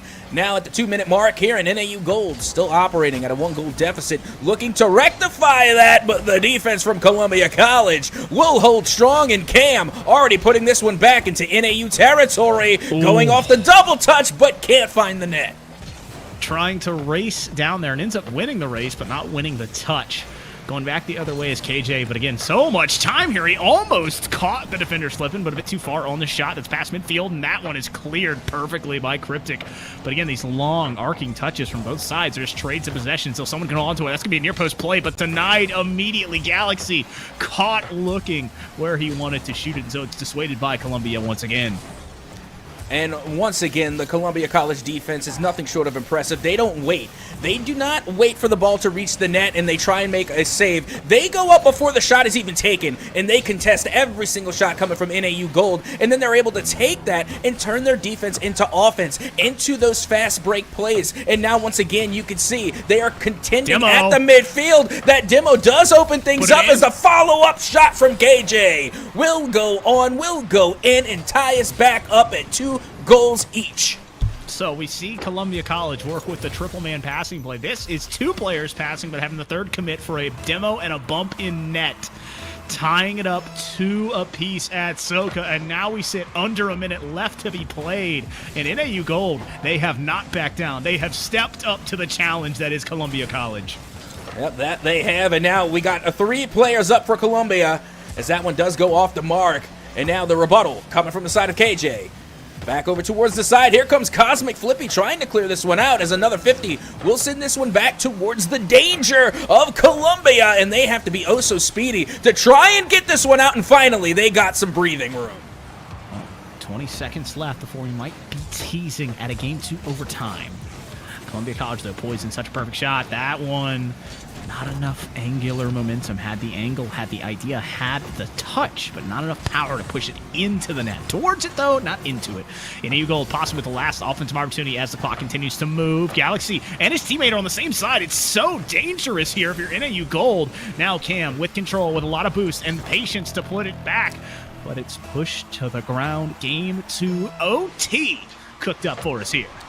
Well, here we go. We're headed into extra seconds, and already there's a demo on the field. Cosmic Flippy goes up high, gets the air dribble, over 1, goes for 2, and Cosmic Flippy ends the game in 8 seconds in overtime. Cosmic simply waiting for the viewers from NECC2 to arrive to a coronation of sorts, just to drop it in and allow Columbia College to take a 2-0 lead on the back of a beautiful air dribble. And at Soka, sitting solid right now. But NAU, they are not going bump into the night. They are making them earn everything with a pound of flesh. Yeah, they really are. And again, being able to force that overtime there in game number 2, we haven't seen many overtimes here tonight. And the fact that they're forcing this OT against Columbia College is just a true testament to how much effort they really are putting into this matchup. And not only that, but they have proven that they can go toe-to-toe with Columbia College. And now that should only boost their morale even further to taking a game and taking a win from them as we head into game number 3. So now here we sit at a beautiful prize fight. Both rounds have gone by way of Columbia College, but this time, instead of a knockdown, that one went by points. Going in OT, but it was a beautiful finish by them, a nice flurry to end that bout. And so now we sit going into round 3. It is important. It is, I'm going to say, and you're that way, I keep forgetting. It is the most important thing here that either NAU starts off with a big save, or they find an early shot that leads into a second and third chance. Because if they can do that, it gets the momentum back on their side, because they're going to feeling great. We just forced OT. We kept it close. And then when you give up that quick goal, especially on an air dribble, you feel deflated. Yeah, well, let's see if NAU Gold is truly deflated, as this might be their last game in the series. Columbia College on series point in game number 3, well and underway, and already NAU Gold with some impressive pass plays there in Columbia territory, but not enough to get it to go. As now once again the battle for the midfield and battle for possession is on, and that is on target. KJ with the first goal of game number 3. KJ, I see you, young lad. A beautiful pass from Castillo, and it opens the door. That is 2 defenders diving, but neither gets there. It's 1-0. Yep, that it is. And off the rip, again, this is what we were talking about. They needed to keep up with the speed. They needed to keep up with that pace, and already off the rip, off the kickoff, they came out on fire, and already Columbia College looking to return the favor. All right, sitting at an awkward spot here in the past. 40 seconds have gone by. Castillo past 1, but can't get past 2. Cosmic Flippy, beautiful touch, looking for his team. He's got one there, a shot coming on, but it's a bit too low and slows. KJ has a goal to his name, now has a save. NAU Gold, feeling confident right now. Looking to mount here. Let's play, pass midfield. Castillo has a demo in front of him, gets a flick over 1. He's demoing for his trouble. Splashing there is Cosmic Flippy just to clear it out. And that's another demolition happening as there are just bombs going all off across this field. Now, you see, this is what NAU needs to bring. They need to bring the demolition derby. They need to bring the physical play, the bump plays, because they can't get saves if they're not in their net. I like this attitude adjustment coming from NAU Gold, and if they continue, they may be able to keep up this momentum, as again, Columbia College looking to find the equalizer here, but not being able to pass, not being able to get past the defense of NAU Gold. And now, once again, it's going to be Columbia College trying to hold that midfield line, as this one forces Columbia College to retreat. The shot again going off the post, being oh so close for Columbia. And now here comes the rebuttal for Cam. They're going up high. They don't have the boost left, and no one there for the follow-up. Again, we're seeing a lot of speed taking place between these two teams. But you have to ask yourself, at what moment do they try and slow things down? Do they try to add a little method to the madness and focus more on the passes rather than the shots? Well, it's never not focusing on the shots, because the shots turn into passes, as that's an opportunity looking for Columbia College, but it's what shot turns into a second and third chance. Because, again, if you score on the first chance, it's either a God-tier play or you caught the defense out of position. And so you're sitting at a point where you're having to wonder who can force these ideas, who can find their marks. And Columbia College looked absolutely golden in the first 2 games. NAU Gold has risen to answer that task. They just haven't put it all the way together to complete a game. And now you see they're trying to run the tactic that we saw a little bit earlier. They have the 1 goal. Now they're trying to hold on to it. Don't get me wrong. They can try and go for the go-ahead goal, and they should. But the question being, do they want to give up too much ground to risk the tie? The equalizer coming from Columbia College, nope. And it gets denied at the line by NAU Gold. It's denied, and still standing at 1 goal difference between these teams. 110 seconds left. Awkward spot to be in, really, either of these teams, because down 1 feels so comfortable, especially when you're Columbia College. You want to be in front, you don't want to be down, but you're only down a goal. You have an offense that can strike at any point from almost anywhere on the field. If you're NAU Gold, you're going, okay, we got a lead, but we're covering against a team that can almost score at will. Cam's going to get dunked on. KJ having the game of his series and putting the team on his back with 2. And again, that was a fantastic play. That was literally just all speed. No finesse, just a good old-fashioned grounder all the way into the back of the net, and they went off into the races. And guess who had the boost and had the juice? It was KJ. And now they go up 2. Now you're sitting at a spot where NAU Gold feels good, but we've seen a team before get a 2-0 lead and then immediately have the wheels fall off as they felt comfortable. Columbia being forced back on their own end. Cosmic, I love the idea here, but Castillo sees an opportunity going far post. He just caught the defender missing. That just needs to be a soft touch, and that is the 3rd, I believe, coming off of KJ. Yep, that it is. I think it is. I think that is the hat trick for KJ here in game number 3, being able to come through big for their squad. And with 1 minute and 7 left to go, I don't know. Columbia College may not have enough time to make this a monumental comeback. 3-goal deficit is nothing to take lightly. Nothing to take lightly, but you sit an opportunity to try and put a team that has had you down all series, as that is an insane touch coming off their own backwards. The confidence try and force that one. Castillo can't get it fall. Back midfield. Follow up here from Galaxy, and that is a double commit to keep it out. Cam looking for a clear. Now gets it to midfield. Has control, has boost, and gets a flip. Reset to save it. Push towards that off into third. Just over 30 seconds left to go, and at this rate, Columbia College will have to score a goal every 10 seconds, which has been done, but not often. So again, a very tall task, and as the time continues to tick away, so does this game for Columbia College. And with only 15 seconds left to go, I think it's safe to call it, Foof. Well, it's looking more and more like it. NAU Gold up by 3, feeling confident, trying to get up by another one, but a save coming out from Flippy. Flippy and company trying to find one for the road and get some confidence going into this next game. But not a lot falling from it here. 0 seconds left on the clock. 0 chances being left in game number 3. And Gold taking one off of. And Captain, I'm going to give you the floor here, but I'm sorry for what I'm going to do, my friend. Because unfortunately, Captain is capping. It's not a 3-0. It's not a 3-0. And you know what else it's not? It's certainly not a 3-1. Not a 3-1.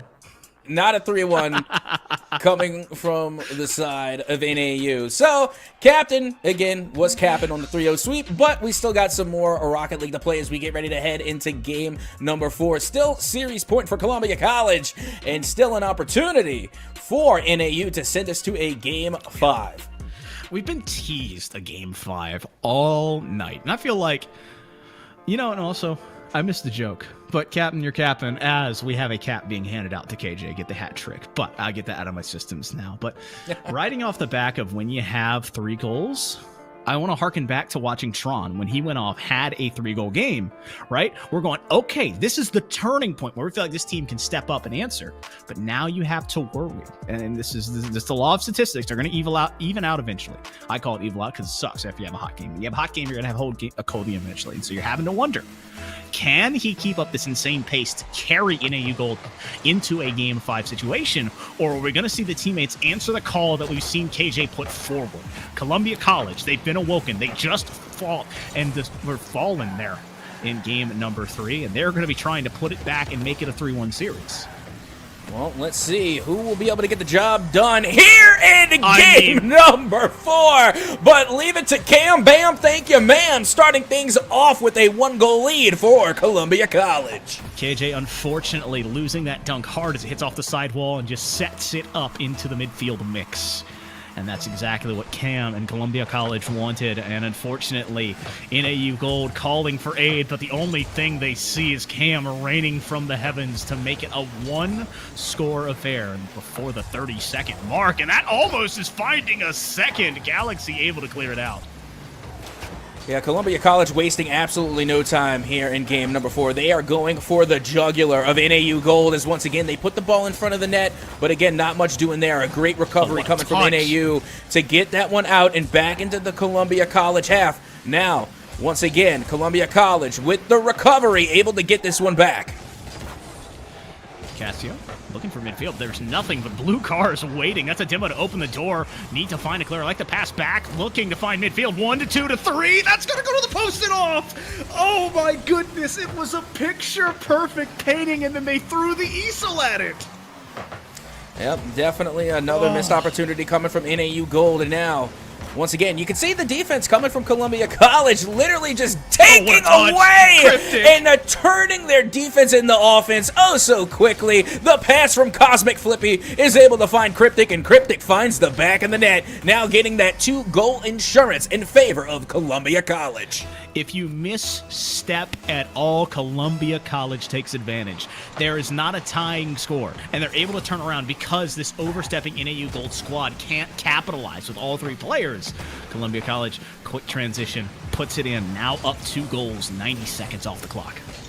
Still plenty of time, though, for NAU Gold, and if we've learned anything from last game, it's that NAU Gold can score in succession very quickly. So they're just going to have to get out of their own half, because right now the best thing that Columbia is doing is getting the aggression on to NAU Gold, but they pushed up way too far this time around, and a huge whiff from Cryptic will leave an open net opportunity for NAU to now cut the lead of Columbia College in half. There's a fine line between confidence and cockiness, and that wasn't cockiness. That was confidence to go hit the ball and having the third player be that aggressive. If you misread, it opens the door, and that's all NAU needed is a demo in midair, but Castillo with no real follow-up from that backboard pass. I love the idea. The execution leaving a little bit to be desired as that backboard pass angled harshly once again into the midfield and no real follow-up. Cam going to steal the boost here, has control. He's got two teammates in front of him. That soft touch slowing it down. Now going back the other way as Galaxy stood the test of the challenge to dissuade it. Yep, and now once again Columbia College trying to get their insurance goal back here, but I don't think NAU Gold is going to give it to them. They're taking control, and this is what I've been waiting for, them to slow things down, add some method to the madness, and you saw the pass attempt at the midfield. They were able to go for the slow dribble and then work a redirect in as Columbia once again tries to pull off the redirect, but it goes down and by the wayside as we are now approaching 2 minutes. We are well and past halftime, and Columbia College still holding on to this 1-goal lead. Touch off the backboard, trying to find a pass here, but denied as well. Galaxy gonna be demoed. No, he's not demoed for his trouble. He's putting a shot on. He's gonna score as he's able to see no one back. NAU Gold tying it up at 2. Yep, that they do, and again, it was off to the races. Cosmic Flippy trying so much to get in that demo, trying so hard to outpace Galaxy, but the race was won by NAU Gold, and now, like you said, we're tied at 2, and it's going to be KJ? Columbia going for the fake kickoff? That was a little risky. Dangerous there. I like the idea from Cam, but he can't find the bump. Cosmic having controller, pass midfield, but no real follow-up. That's a shot coming through. Trying to find his Castillo. That's a soft touch. He's going to set up his teammate. The slow roller, KJ, pushing it in. That's going to be a 3-2. I'm telling you, Columbia College getting a little bit too cheeky here. Again, going for the fake kickoffs, trying to get these last-second stops at the line, and they're paying the price for it. Now NAU Gold has a 1-goal lead after coming back from a 2-0 deficit. 3 unanswered goals now for NAU. Oh my goodness, Cam just needed to control it a little bit cleaner, and that's a goal, but had no boost in the tank, couldn't really follow it up. Awkward spotting here. Flippy, he's got all 3 teammates. They are so tight right now. They need to be careful and not give up a 4th goal. Cosmic, backboard play, trying to set up midfield, but really not a lot of space being allowed by this NAU Gold squad. Team in yellow looking to maintain a 1-goal lead as the clock continuing to tick down. Awkward spacing here again, but it's slowed down by Galaxy. I like the play here. Columbia poised, almost like a cobra, ready to strike, waiting for the opportune moment. Yeah, that they are, and once again, going right back to that same corner. As you can see, Cryptic trying to put that one in, does get denied by NAU.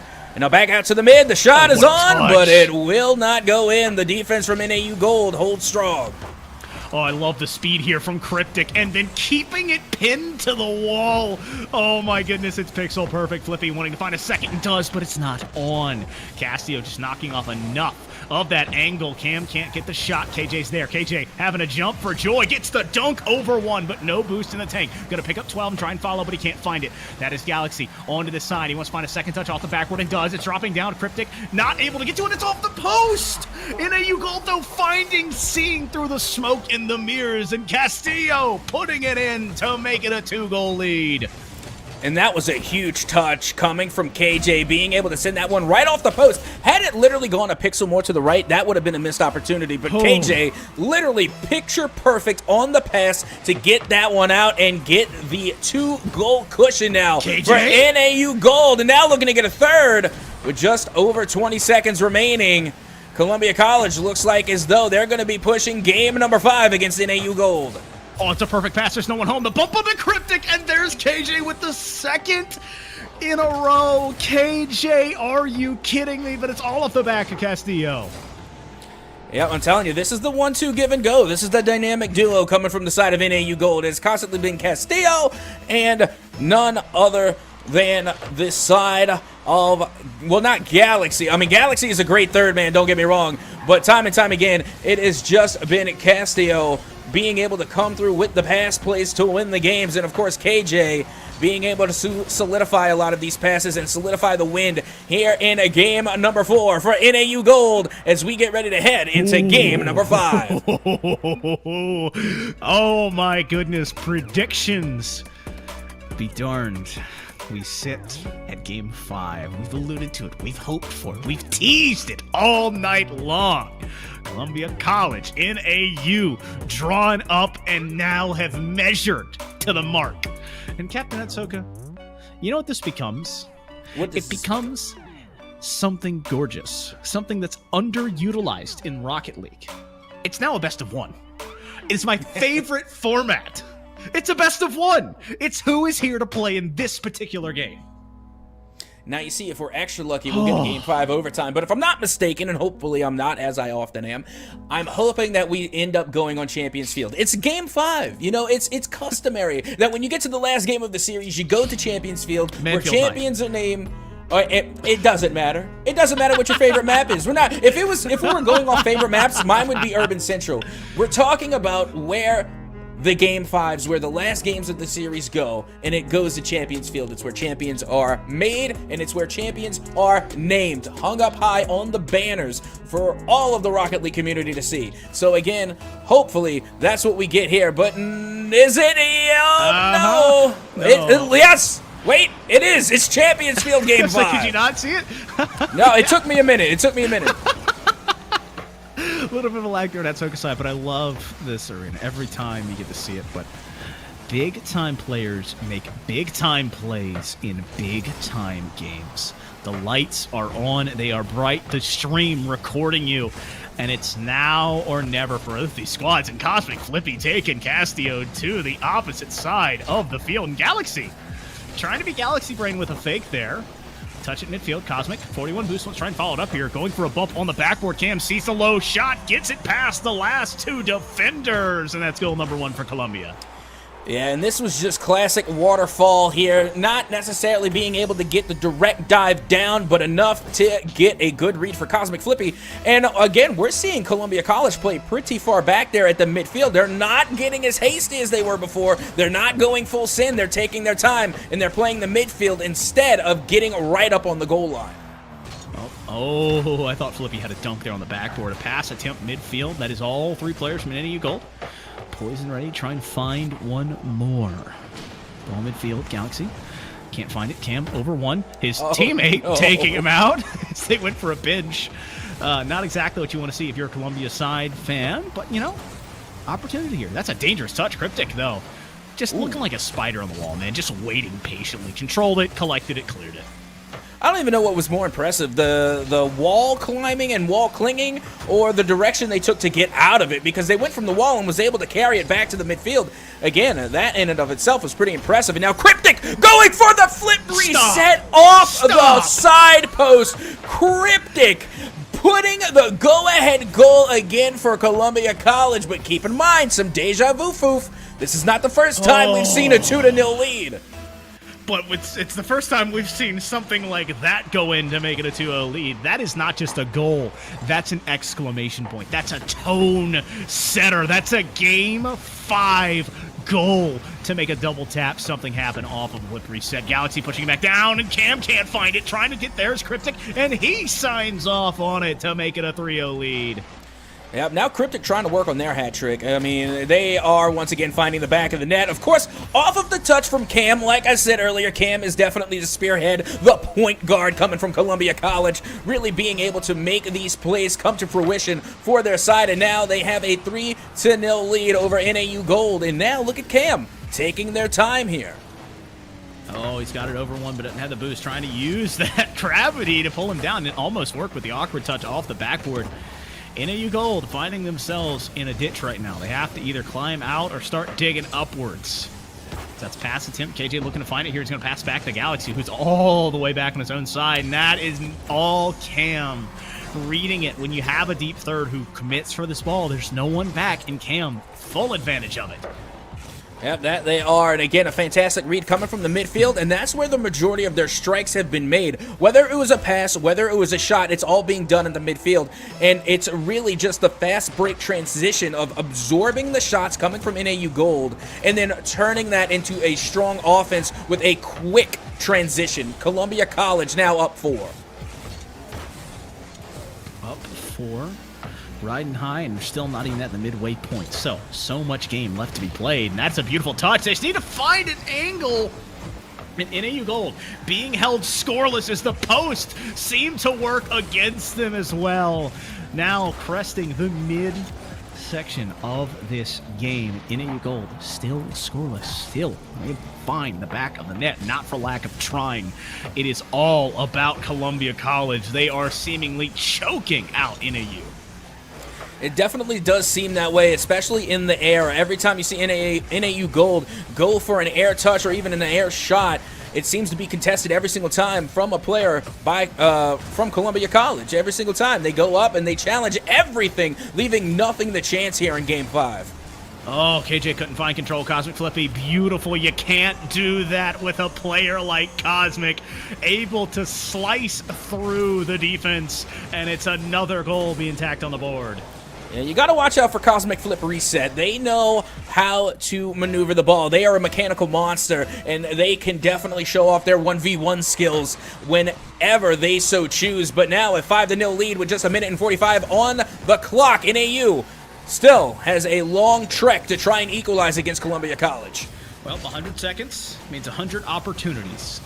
And now a chance to try and find it and right the ship as Cam just continuing to be a wall in the net. Cryptic signing off on this one, going to find a double tap here, and it's picture perfect. Setting it up, knocking it down. It is all Columbia. And again, the 1-2 pass play from coast to coast and post to post, as Cryptic once again able to put that one in off of the pass from Cosmic Flippy. But notice how much they were able to do with such a limited amount of boost. Well, it's just beautiful car control, something almost out of a book or a how-to video on how to look graceful in the air. Another touch coming through. Cryptic keeping more pressure on, and does a great job of slowing it down. And Cam in the perfect position, the soft touch, opening the door, having a teammate right behind him. The demo doesn't matter. Cam is signing off on that one to make it a 7-0. Yeah, and it's funny because more often than not, the smoke screen will deter someone from putting a shot on accurately, but not Columbia College. They literally just went through the smoke, and now a fake kickoff again. Columbia College absolutely going for everything here in Game 5. Well, Castillo has it on his car, but not a lot of boost. A flick up and on, trying to find the squishy save is Cam, and that is a triple commit towards the offensive end. Beautiful touch there from the Phoenix, setting up Cosmic, and it is pouring on this NAU Gold side. It is 8-0. And again, it's constant redirects, constant pass plays from the midfield line. We saw Cryptic literally get that double touch off of the midfield wall. Literally just being able to spread the distance and cover so much ground in one pass play.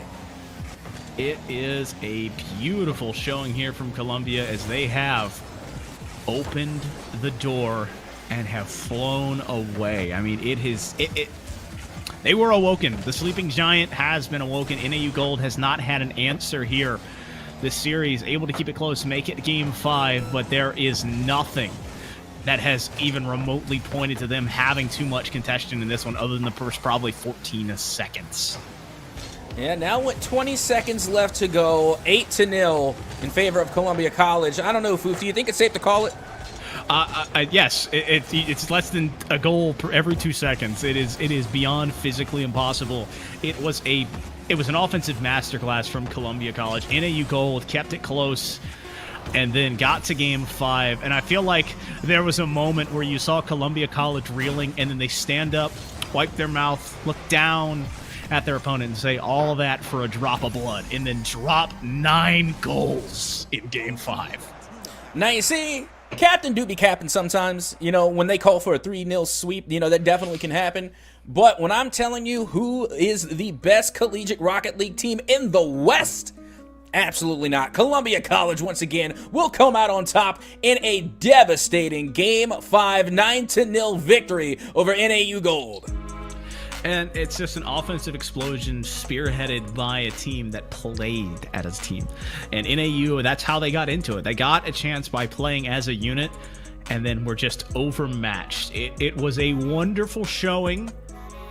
And then once again, I'm going to harken back to myself. How do good teams become great teams? They put away a team that they know they can beat, and that's exactly what happens here.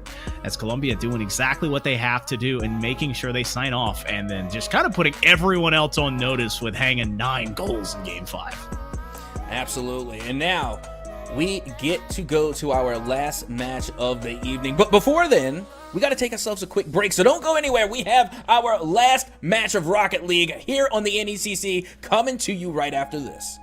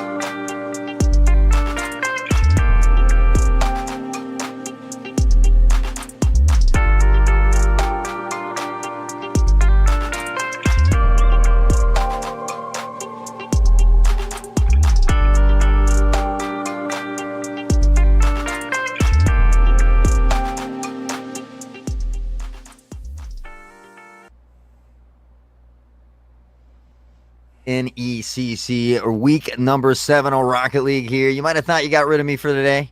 I am not Foof, even though it says it down there. I am Hot Sauce, back with Captain. How we doing today, brother? Oh, I am doing absolutely fantastic, not Foof. It has been a fantastic evening from start to finish with all of these games here at the NECC, and we just got to wrap up on Columbia College, going all the way to Game 5 against NAU Gold. And it was a fantastic series, but at the end of the day, it was Columbia College that came out on top. Game 5. Oh, sad I missed that one. Glad to be back in the booth with you, though. As you had mentioned, I know we talked briefly before I got in here. WSC Gold taking on UBC White. Honestly, I don't know too much about either of these teams here, as I am just jumping in last minute, but hopefully we'll have another banger. I'd love to see a Game 5 here tonight.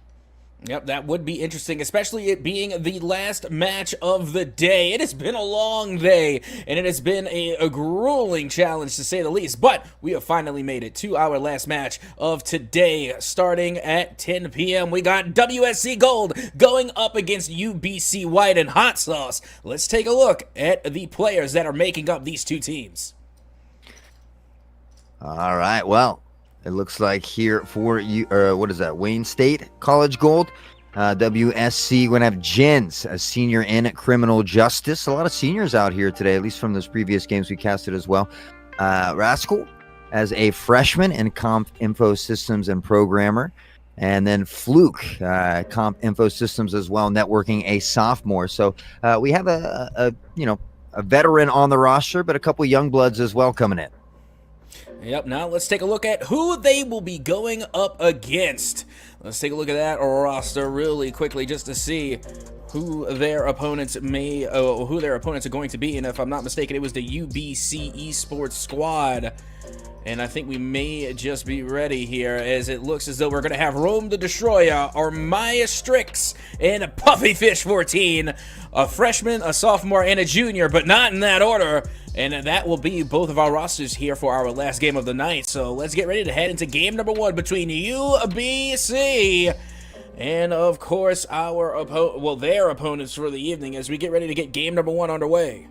Yeah, Puffy Fish and Applied Animal Biology, so the name kind of suiting there a little bit. But yeah, certainly excited to get this one underway. Still a little bit of young blood action on that team as well, so pretty even across the board as far as experience goes on both of these teams. So again, I think it's, as we talked about in some of those earlier games, we look for those key rotations, that third man playing well, keeping possession on the offensive side of things. So hopefully we'll see that from both of these teams here tonight.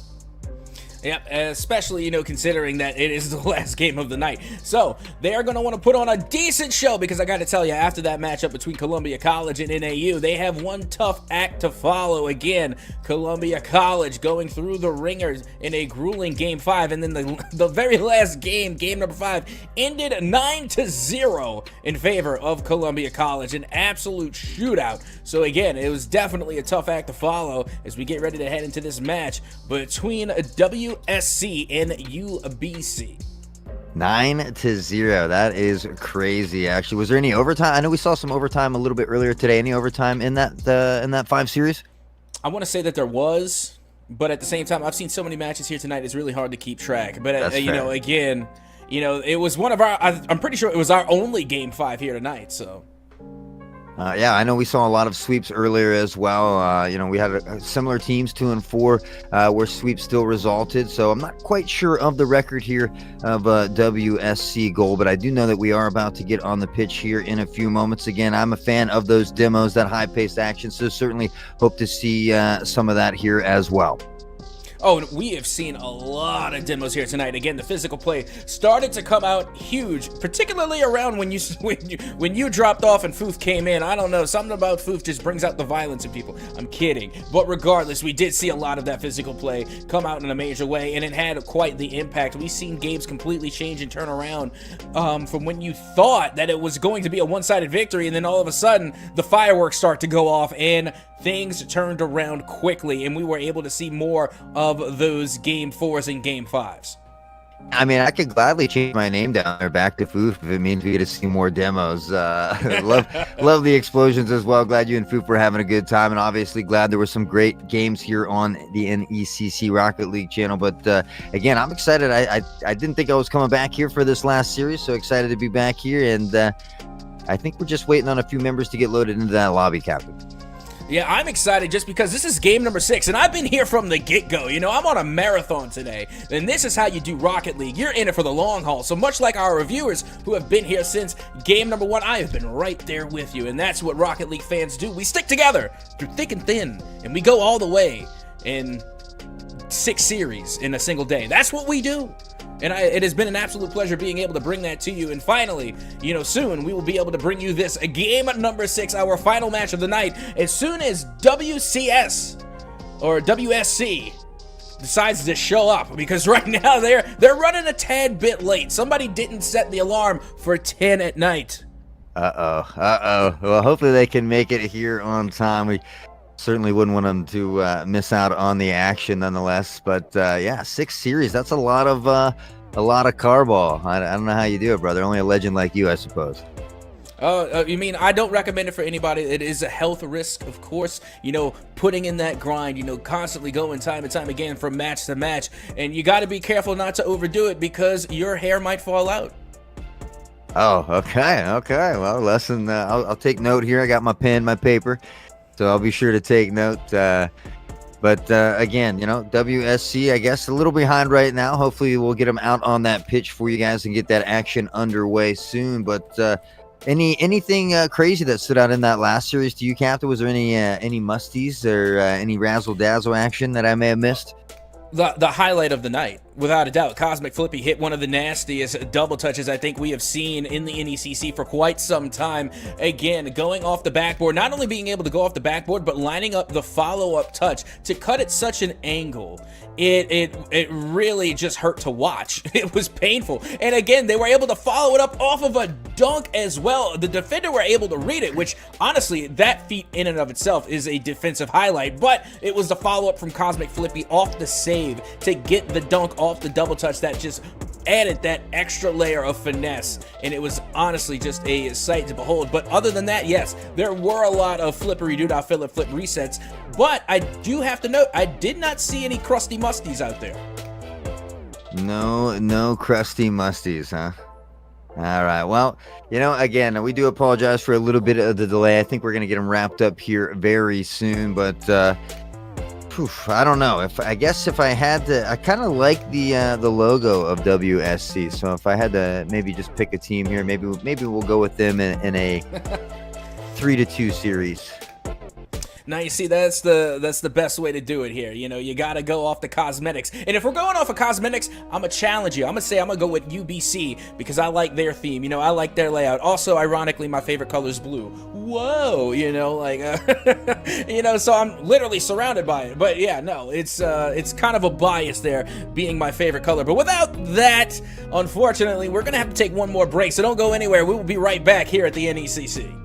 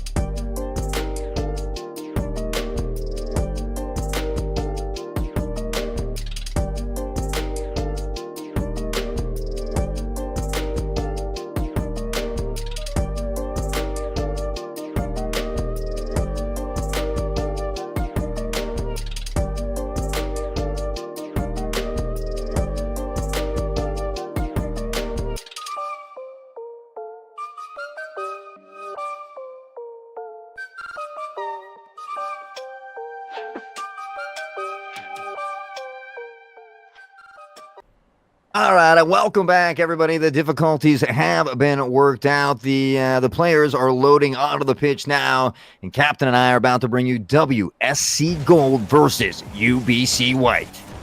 Well, here we go, and they are already underway, and Rascal able to get the first goal for WSC, as now they will take an early 1-goal lead. Yeah, nice little play there into the corner from Puffy, but it gets taken away quickly from Rascal, able to secure that first goal just 14 seconds into this one, and UBC White find themselves on the back pedal. It's Rascal who wins that 50 at the kickoff already, and looks like WSC looking to be the slightly more aggressive team here early. Well, let's see if they can get the job done. As you can see, UBC White already trying to answer back, bringing in the speed that they need, but so far only being able to use it on the defensive side of the ball. And now that demo could open up the way for UBC, as now they're going to put a shot off the backboard back to the mid, but no one there to collect the pass. That's going to go down and by the wayside. I see here at midfield, looking for the pass from the teammate. Rascal looks to carry it out across midfield, does just that, has a little help here. Now the flick over the head and just to the left there. The defense on point for UBC White. Pinch off the wall, looks to carry out. Defense is there from Rascal, and Rascal's been all over the place, offensive and defensive. Already said their name a ton of times, but now on the back pedal, looking for some defense as well. And big booming plays or clears here, really leading to a lot of back and forth here early, Captain. Yeah, it is, and the only problem with that is that when you get a lot of back and forth, you're running a lot of that clock, and meanwhile, WSC still sitting on that 1-goal lead. So the last thing you want to do if you're UBC is having the clock continually run away while you're resting on a 1-goal deficit, as Rascal now tries to get the ball rolling once again for WSC. And now Hystrix into the corner, looks to carry out, unfortunately a little low. Edge has the help, will power on through, but that one will fall right to Rascal. Look at Edge with a big booming demo clearing the way, but unfortunately the ball back in the other direction here. Now that's going to be Puffy Fish who takes it back across again. A lot of this back and forth booming play, looking to find some of these open nets, and we've really seen quite a bit of demos here in the first half as well, but it's Hystrix who finds the equalizer at just 3 minutes left. And there you go, and you can see Edge coming in to get the bump to clear the net out, doing a fantastic job. And then, of course, Hystrix putting the shot on and in, hitting that upper 90, and now tying us up at exactly 3 minutes. All tied up 1-1. Icy, though, looking to pressure in here and answer quickly. Rascal into the corner as well. Now on the back pedal, the ball across the midfield. Waiting is Fluke. Will drop, settle this one. Pop up, looking good. Now off the backboard, but the defense is there, and Puffy needed to get a car on it. Did just that as Edge carries out, looking for more, and Puffy will carry even further. WSC now on the back pedal, and UBC White creating a lot of pressure here has seemed to really turn the game around. Yep, that they have, and now, you know, we were thinking that WSC were leading the way in aggression, but UBC White has definitely flipped the switch, and they are bringing all the aggression, and not only that, but they're answering defensively as well, being able to get into the face of WSC and making sure that there is a hand up at all times for any shot coming through. They do not want to give away this go-ahead goal. Yeah, Rascal back on defense. A nice little stop there. Able to turn and burn quickly, but the demo coming out again is UBC White. Looking to apply pressure. Edge now on that counterattack. Goes up, can't find it. Rascal with a nice move. Able to get by not one, but two as Edge finds the demo on that retreat. Able to get back here in time. Doing a good job of boost consumption and management thus far as well, but a bit of a triple commit. Doesn't come back to haunt them here, though, but they certainly have to be careful here as we are still tied at 1-1. Well, that we are, and the clock continues to tick away on both of these teams. And if nobody is able to find the back of the net, we will be heading into a Game 1 OT, and that should pretty much tell the tale of how this series should go. But so far, it is still UBC White on the attack as they continue to apply the pressure, and barely WSC avoid another 1-goal deficit. Yeah, they are coming up with some crazy stops and crazy saves here. Only a matter of time, though, if they can't get this ball out. Fluke finds a jamming one across the midfield, and UBC White there to capitalize. It's Hystrix yet again. 3 shots, 2 goals on the board so far. Yep, going for 2 for 2, and if they get another one, they'll be able to get the hat trick. But for now, they're going to have to settle with a 1-goal lead with 1:06 left to go. WSC now have to struggle looking down the barrel of a 1-goal deficit. Yeah, we talked about WSC really having a lot of that pressure initially, but it's really been UBC White in this second half of things. Some solid demos as well, creating some of that space for him. And now we see him on the pressure again. Edge rotating back toward midfield. Misses this one, though. One to beat, but the stop is there. UBC White able to pressure out. Edge looking for an opportunity off the ceiling as well. Has the defense on the back pedal here. One to miss again, and Hystrix able to keep it alive, though. 30 seconds left as they look to find one more on the board.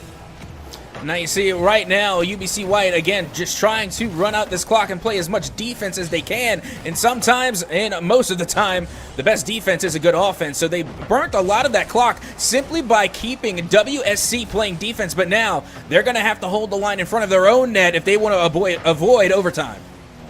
Yeah, just 10 to go now as the pressure still piling in from WLC, and an air miss there as they look to go to overtime, but it slips just through the bumpers of their cars. And like that, UBC White will take game number 1 after being down in that early lead. Yep, that they will, and they do so in a pretty clutch fashion. I mean, I have to admit, it was coming down to the wire, and at first, you saw WSC took an early lead, and it was not looking good for UBC. And again, constantly with the struggle, the tug of war at the midfield, but somehow, some way, UBC did not falter. They managed to learn from their mistakes very quickly, and we've seen a couple of mistakes coming from both sides. But at the end of the day, it's the team that knows how to adapt and react to those mistakes that ends up taking the win and taking the game. And that time around in game number 1, it was UBC. Yeah, they had a couple key demos as well, leading some big breakaways down the field. Nice rotations, good passes, really good passes and solid rotations from both teams. But in the end, they just had a little bit more there. Again, it was WSC with all that pressure in that first minute and a half, 2 minutes, but things really changed pace there that second half of the game. Yeah, that they have. And honestly, I think that's the best bet for WSC is to try and change the pace, because we've already seen UBC take control of the ball, especially at the midfield. They like to slow things down. They like to play methodically. Now, for the side of WSC, they have their most success when I think they're being aggressive, even sometimes overly so. But with that being said, they're keeping that change of pace to their liking. They're keeping the speed and they're keeping the momentum. If you allow UBC White to get enough time to control the ball, you may just be giving them a goal. All right, we'll see if they can do just that here. Edge now already on the early attack, but Fluke finds the counter here, pushes into the corner. The defense from Puffy is there, and we'll look to take this one off the wall across midfield. A bit of a double commit from UBC White, but they are pressuring, looking to be a little overly aggressive here. Rascal on the breakaway, and will be able to walk it right in. Now, you see, I was talking about WSC possibly being overly aggressive, and now look what they do. Look at this. They decide that they're going to push up themselves and be a little bit overly aggressive. UBC get punished early here in game number 2 and fall down to a 1-0 lead for WSC. Well, Icy now up across midfield as well, but UBC able to keep this one away from him. Rascal is all on the attack here. The pressure tenfold as they do get a double commit on the defense, but a nice booming clear will keep them safe. Rascal trying to keep this one alive at midfield. Doesn't quite win the 50, but Fluke is going up, looking to send it the other direction here down toward that UBC goal line. Pass back towards Icy, who will keep this one alive. Looks for one more touch. The flick not quite there as the defense reads this one out. And that they do, and quickly that defense is turning into some offense as UBC does try to capitalize on some early aggression, but that was a huge demo coming from WSC. But somehow, some way, UBC White managed to recover to get the save and clear it away. District's now in back of that goal there. Puffy able to get a nice clear the other direction, nearly going in. Is just a hair to the left. Now the defense comes in. Rascal up top, off the top crossbar, and an ear miss. Yet again, the pressure being relentlessly applied, but somehow UBC doesn't come away with it. And again, WSC escaping near disaster. Now on the counterattack, looking to put one more on the board. The pass back, not quite there. Over the head, and again, on the counterattack is UBC. But look at this third man from WSC, keeping this consistently alive. And as I say that, Hystrix across midfield will find the equalizer. Oh, Hystrix scored the shot, but look at this. A double bump coming from Puffy Fish and company, being able to clear the defender out, leaving a wide open net for Hystrix. Hystrix made the goal, but UBC White came together as a team to make that play. Now looking for more. Hystrix already pushing down near this goal line, really getting in the back of that defense there, kind of creating hysteria for them. And now a nice bump into the corner. Edges on over. Icy tries to push it out, can't do it. Puffy creating more pressure. A double commit here from WSC.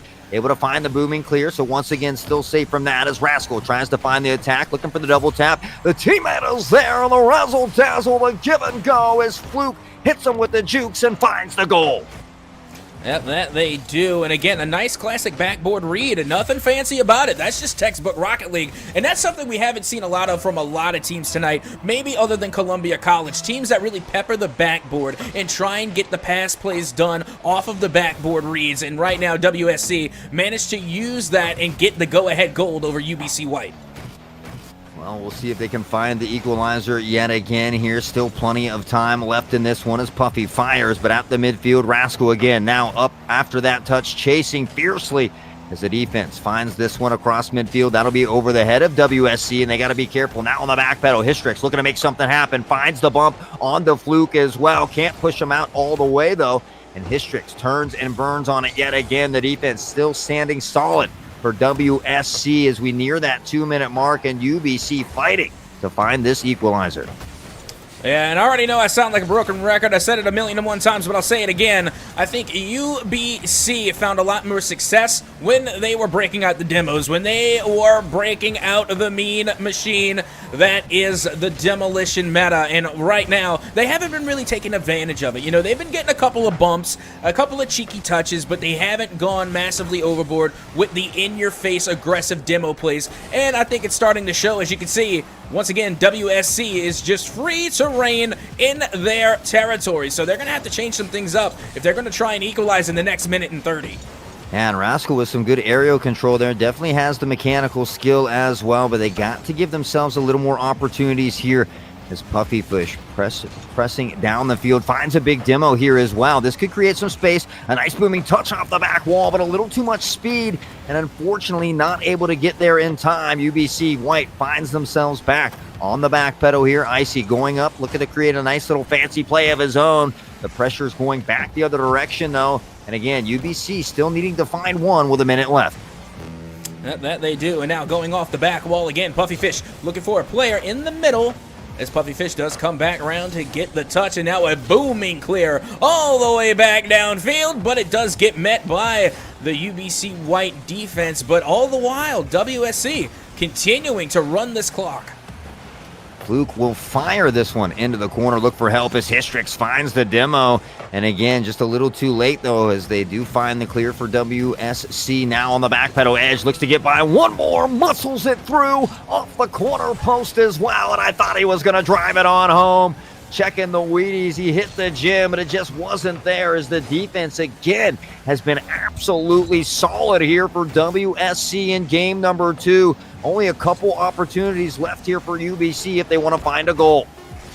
Now, you see, within all rights, that should have gone in, but they had no support. They had no backup. That was an easy dunk for a second or even third player to come through and clean that one up, but unfortunately, for the side of UBC White, their striker was left hanging, and now with 0 seconds left on the clock, that will be a game 2 going the way of WSC, but hold the phone. The ball is still up until it's not no longer. WSC solidifying their win here in game 2. Yeah, so now the series all tied up 1-1. I thought this was going to be at least a 4 or 5 gamer, certainly looking that way thus far. And you know, what a great job by WSC to come back and answer after that first game as well. We talked about things they needed to do differently. It looks like they have adapted well and certainly able to take game number 2 here. Oh, absolutely. And again, they brought a lot of that aggression, you know, and we talked about it even before the game. If they were able to get into the faces of UBC and constrict them inside of their own half, then there really wasn't much they had to worry about. Their strategy was being a better offense in order to get a good defense, and it worked out for them. It was a 1-goal game, and honestly, that's all they needed to get the go-ahead goal and just to hold on to that lead until the time finally expired. Yeah, and one thing that you said that kind of resonated with me too is we were talking about the demos for UBC White. We really didn't see them that much in game number 2, and I think maybe that was the difference for them in game number 1. So again, just kind of as we talk about how teams can adapt and come back and answer and react to these other teams, I would like to see that same aggression there from UBC, finding those demos, creating a little bit more opportunities for them, and see if they can maybe take game number 3 away from WSC.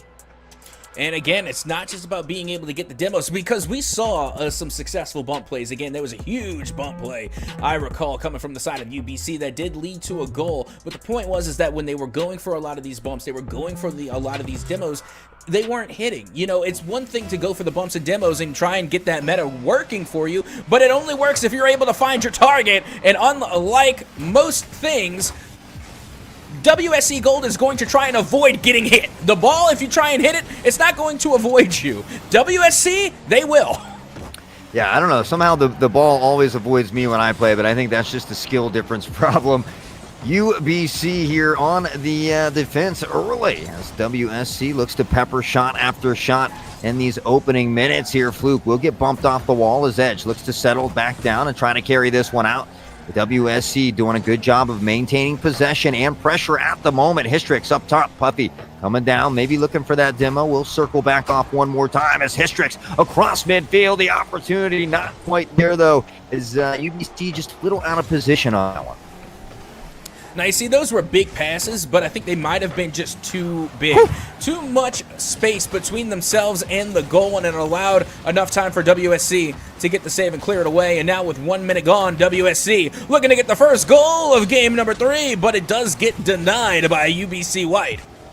Yeah, we're seeing a lot more demos coming out like we had asked for as well. Histrix, though, going to miss there. As we had mentioned, they got to be careful with that. The defender jumping right over the dome. And now Edge on the back pedal has a teammate to carry forward, but the WSC has good rotations right now, circling from that back post outward, stopping nearly every one of these balls thus far. The top post looking for the shot off the backboard, can't find it. One more, and he fires it in from Histrix, able to find it. I believe that comes off the back end of a demo there near the goal as well.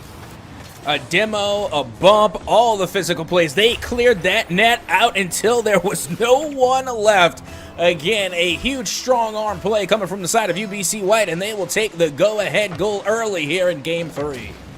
Yeah, definitely a lot of back and forth. I love how both of these teams are just kind of changing their pace and adapting to each other through each game, but Histrix with another early one here. Icy comes away with a big demo, but again, there's always a right and wrong time on the other side of the field while Histrix is pushing, channels his inner Lionel Messi, gets by 2, and finds a second very fast goal. Yeah, but the problem with very fast goals is that you're giving a lot of time, a lot of extra time to your opponent to try and catch up. But UBC White not giving them the opportunity. As you can see, once again, they are already bringing the attack to WSC. As you can see, Icy now trying to go off the crossbar, hand the pass play, but it gets deflected by UBC. Yeah, now on the back pedal once more, the pressure mounting here from WSC. Rascal gets a little wild, though, in that corner. Luckily, Fluke able to help out, a little more control. Icy circling back in. The rotation certainly looking on point for WSC at the moment. They can't find anything there as Edge across the ceiling, carrying over a nice pass as Puffy will pick up over to Edge. One more into the center. A bit of a double commit from WSC, but they are able to carry to the other side of the field. They need to start to try to work on some of these pass plays. They need to find a goal here relatively soon. Yo, how is UBC White getting these saves right now? This is absolutely nuts. Time and time again, I'm thinking WSC is about to score. It's about to find the back of the net. And out of nowhere, somebody from UBC comes through and gets the save. Whether it's literally in the face of the opposition or the ball is about to go literally through the net. And finally it does for WSC as they will get their first goal of game number 3. And that is no fluke here again. Nice pass plays at Fluke in just a good position right in front of the net. Not a tough play, not a fancy play, but just a smart play coming out from WSC to get on the board. Now a much more comfortable position. 2 minutes is plenty of time for them to find this equalizer and begin to work together. Well, here we go. Once again, Fluke does try and get over Edge, but Edge coming up with the stop, and now UBC find themselves in WSC territory as a huge whiff at midfield could be an opportunity for UBC as they send a banger off the backboard. Here comes the read, a bump to follow, and the shot from Histrix will put this one into the back of the net. giving the side of UBC another 2-goal lead. Yeah, we see Fluke and Icy going up for that ball on the double commit, allowing Hystrix a wide open shot, and I believe that's a hat trick for Hystrix on this one. So UBC White now adapting and answering here in game number 3 as they have a strong 2-goal lead, a nice comfortable position as WSC looks to challenge and regain here nearing that 90-second mark. Yeah, and the one thing about the 2-goal lead, if we have learned anything from tonight, is that you cannot rely on a 2-goal lead. It's great, you have the insurance, but you cannot get comfortable. I have seen too many times tonight alone, after the 6 series we have been watching, how many times a 2-0 lead was turned around instantly, and then the latter half of the match goes the way of the opposition. And already, we are starting to work their way back. It is WSC gold to get yet another goal on the board. Yeah, you know, you never really want to see a team change up their play style too much just because they have that 2-goal lead. More often than not, you see times maybe fall into a little more defensive position. But honestly, you're in that lead from what's working, so you should stick with what's working, and you never want to get too patient or too immobile back there. You need that confidence as well. Right now, WSC knocking at the door to tie this one up. A minute on the clock, plenty of time for them to do so, Captain. Absolutely. And you know, this is what I like to call Rocket League time theory. It's that 10 seconds of regular IRL time might as well be a Rocket League minute. So, plenty of time on the clock to get 1 goal on the board as once again Puffyfish trying to lead the way for UBC, but cannot get the pass to go, and WSC continues to hold on defensively. And now here down, knocking at the net as well. Edge looks to carry around. A nice move here and nearly gets one in. The defense on par, able to save it. One more up top, but not quite enough of the angle downward to find the net. WSC will find the defensive stop. A big demo here from UBC White, but Rascal carrying forward. Has a chance here. Settles it down. Looks for the flick. Over the head of the teammate is there. What a play from Icy. I mean, this was mostly a play from Rascal. I'm sorry, Icy, fantastic, but this pass literally teeing Icy up for the shot, and they sent 2 players to try and get the block, and they could not get it in time. And now, once again, Hot Sauce, we have a tie ball game. Absolutely love it. All tied up at 3-6 on the board. 15 seconds on the clock. Linda looking to send us into overtime on game 3 with the series tied at 1-1. Certainly has been nothing short of exciting thus far as we wait at a regulation to tick away. Hystrix, no way.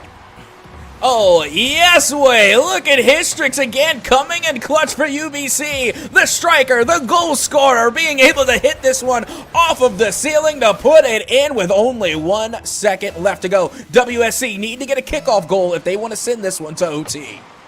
Yeah, Hystrix pulling out all the stops, all the tricks there. UBC sneaking a dirty one in with 2 seconds remaining to go up in the series now 2-1. I thought we were going to have an overtime. I spoke a little too soon. Maybe Caster's curse. I don't know. But what a phenomenal job from UBC White.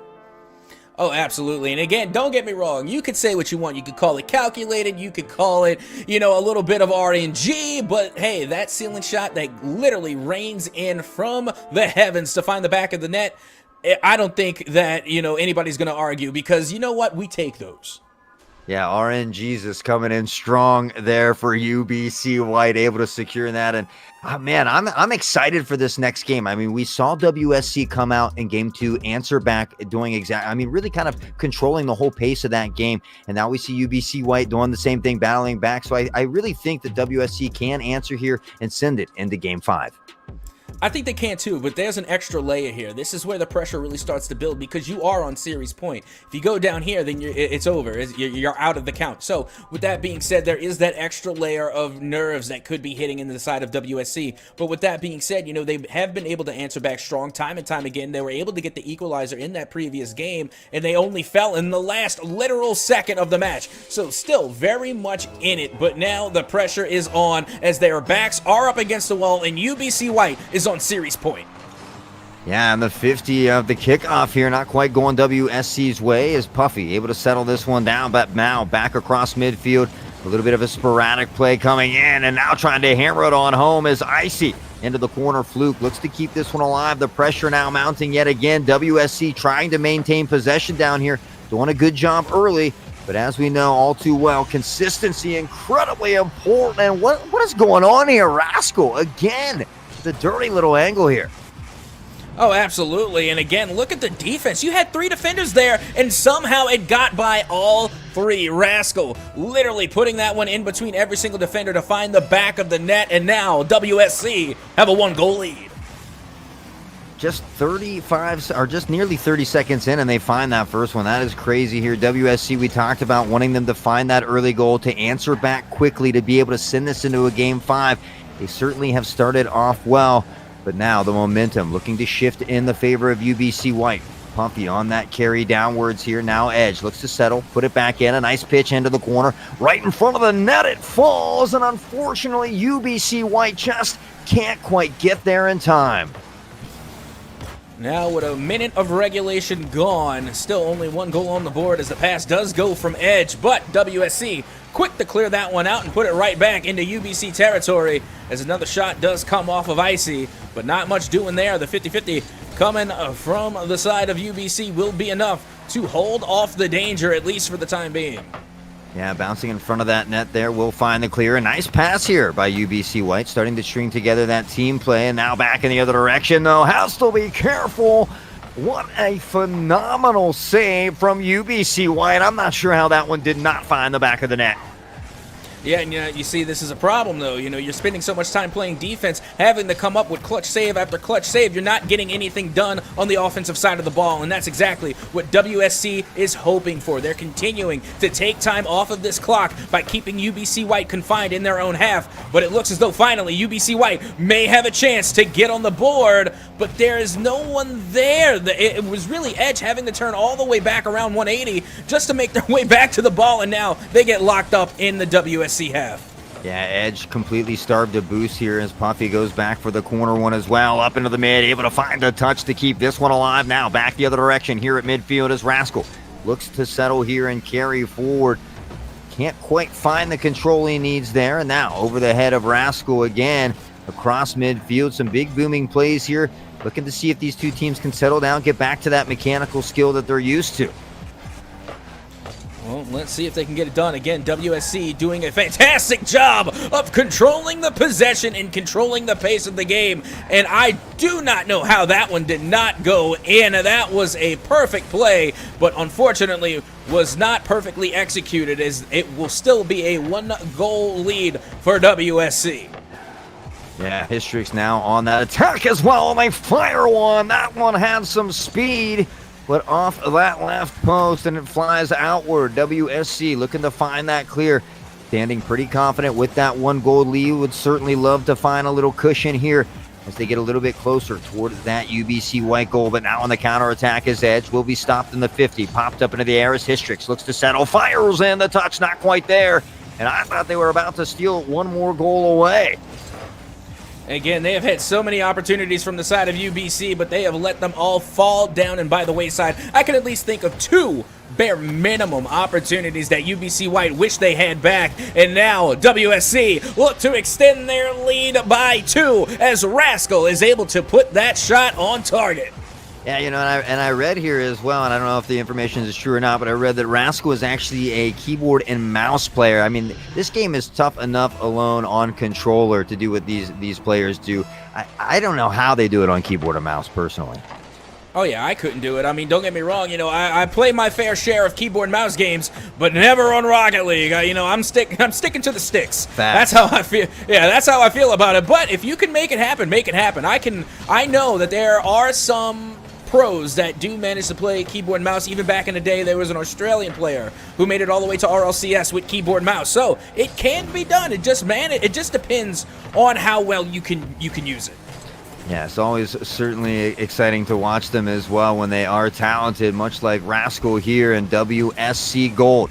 With that 2-point lead carrying across midfield, the cushion is nice, but UBC White looks to answer back, knocking at the net, but the defense has been there. WSC has been an absolute stone wall on the defensive side of things here in game number 4. Meanwhile, on the attack, they've been just as relentless, controlling the pace and the possession. A big demo from Edge, but Again, I don't know if it's going to be enough. Now knocking at the door, Rascal looks to carry out. UBC White really throwing everything here. And if they don't find a goal soon, they could find themselves in big trouble on that counterattack as well. Oh my goodness, Puffy Fish coming in with a clutch 14-second goal to put themselves within one of equalizing. And that time they were just able to find the defense literally out of pocket and out of position. As now for the first time in game number 4, UBC White are on the board, but hot sauce, it may be too little, too late. Yeah, I don't know. We saw Histrick score that previous goal, either no regulation or 2 seconds, something crazy like that. So you certainly cannot count them out. They are dangerous even after regulation. Now, again, pressing at the door, the ball right in front of the net of WSC. They have to be careful here. Up top, across the crossbar, nearly finding its way, and WSC able to secure game number 4. I knew it, baby. Going into a game number 5. And honestly, wouldn't have it end any other way. Again, 6 series all throughout the day. The final one has to go to a Game 5, especially since we're coming off of a Game 5. We saw the previous matchup between Columbia College and NAU go the distance all the way to that Game 5, so it only makes sense that we have the last match of the night go the distance as well, all the way to Game 5, back on Champions Field to decide who will be taking the dub here tonight. Well, I know you said in that previous series as well, that final game was like 9-0 or something crazy. I don't think it's going to be the case here. I think we have an absolute banger. These two teams are very evenly matched. They've done a great job of answering each other after each and every game. And really, again, it's just going to be who is that more aggressive team here in game number 5. I'm telling you, if WSC plays the same way that they just did, they're going to take the dub because they were insanely aggressive. They were literally eating up everything that, their opponents had to offer. Anytime they were going up, WSC was bringing them right back down. It was tit for tat every single time. They were able to take the lead and hold on to it.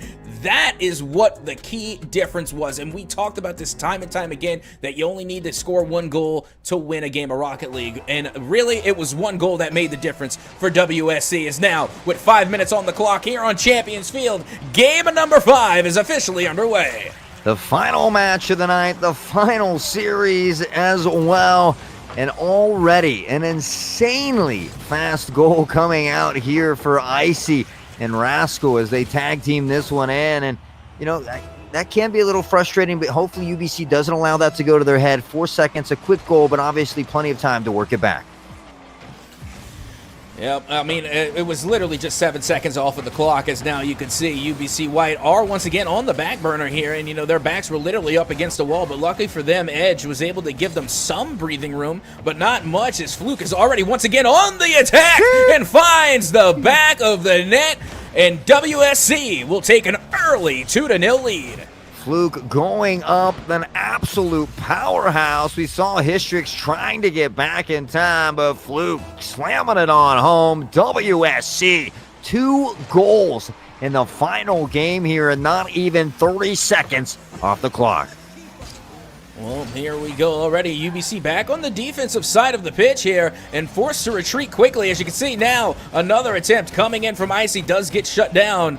And it looks as though Puppy Fish will be taking this out of their own half. Is met with opposition, but a great 50-50 is going to send this one the other way. And the redirect from Fluke will find the back of the net yet again for WSC. Fluke has got the jukes that make UBC want to puke. Unfortunate luck there.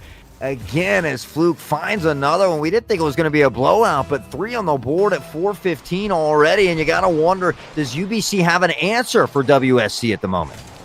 Not with redirects like that one. More often than not, those redirects are pretty predictable because they go up into the, into the air, and it usually results in an air challenge. But that one was all on the ground, and that was just pure reaction time coming from the midfielder, coming from WSC.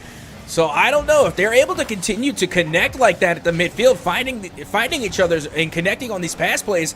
I don't know if UBC White will be able to keep up as Fluke again finds themselves on the board. This is no fluke. This is Rocket League. Yeah, the real deal at the moment. A beautiful reset, great aerial control, and just follows this one on. And WSC, I mean, were they hiding some rabbits in the hat, some tricks up the sleeve? Because they're looking pretty insane at the moment.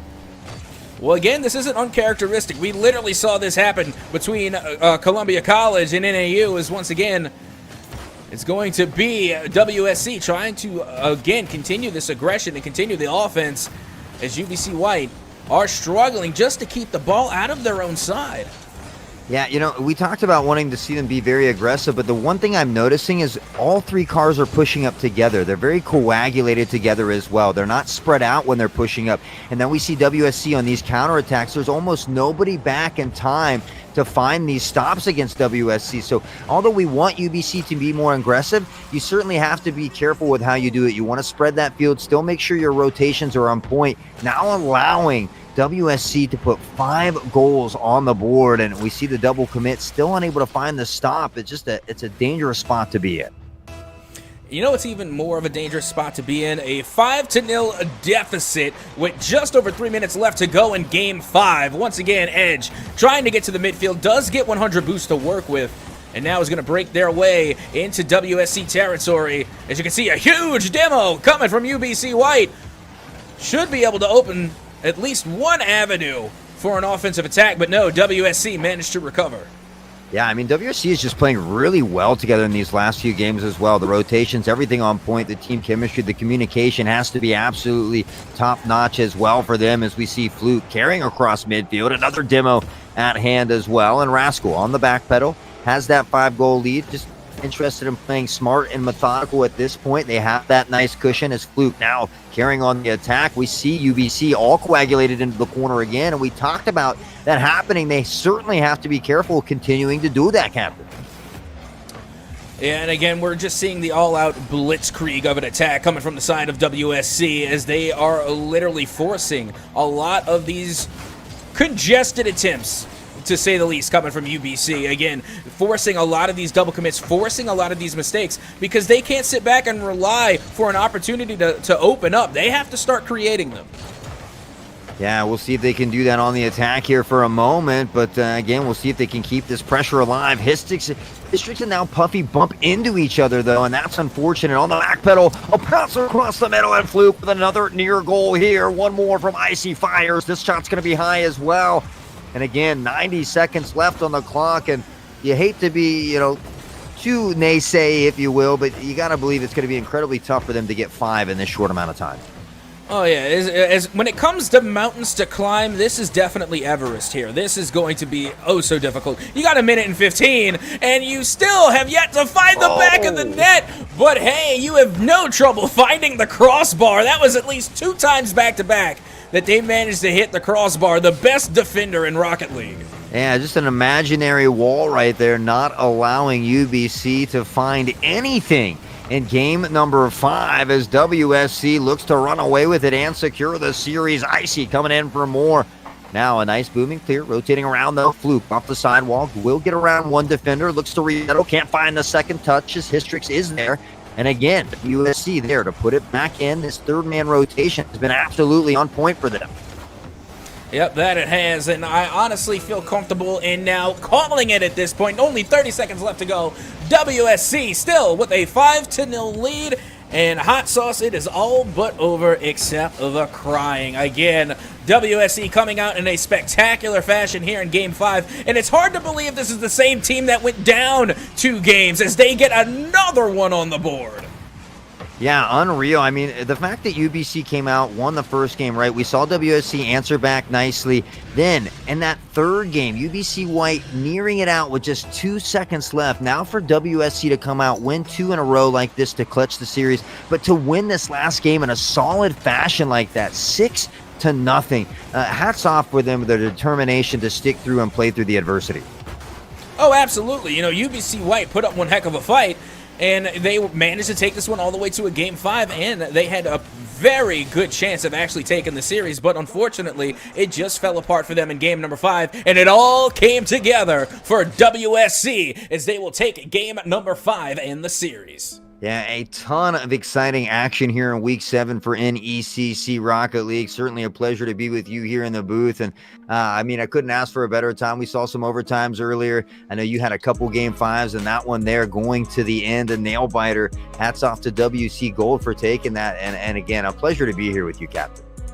and a pleasure to be here with you, always keeping the desk nice and spicy. Again, some fantastic commentary coming from my co-caster, Hot Sauce. And as always, I have been your bald, beautiful host, Captain Atsoka, but that is going to wrap things up for us here at the NECC for Rocket League. And for us here, it has been an absolute pleasure, and we hope you have a great night.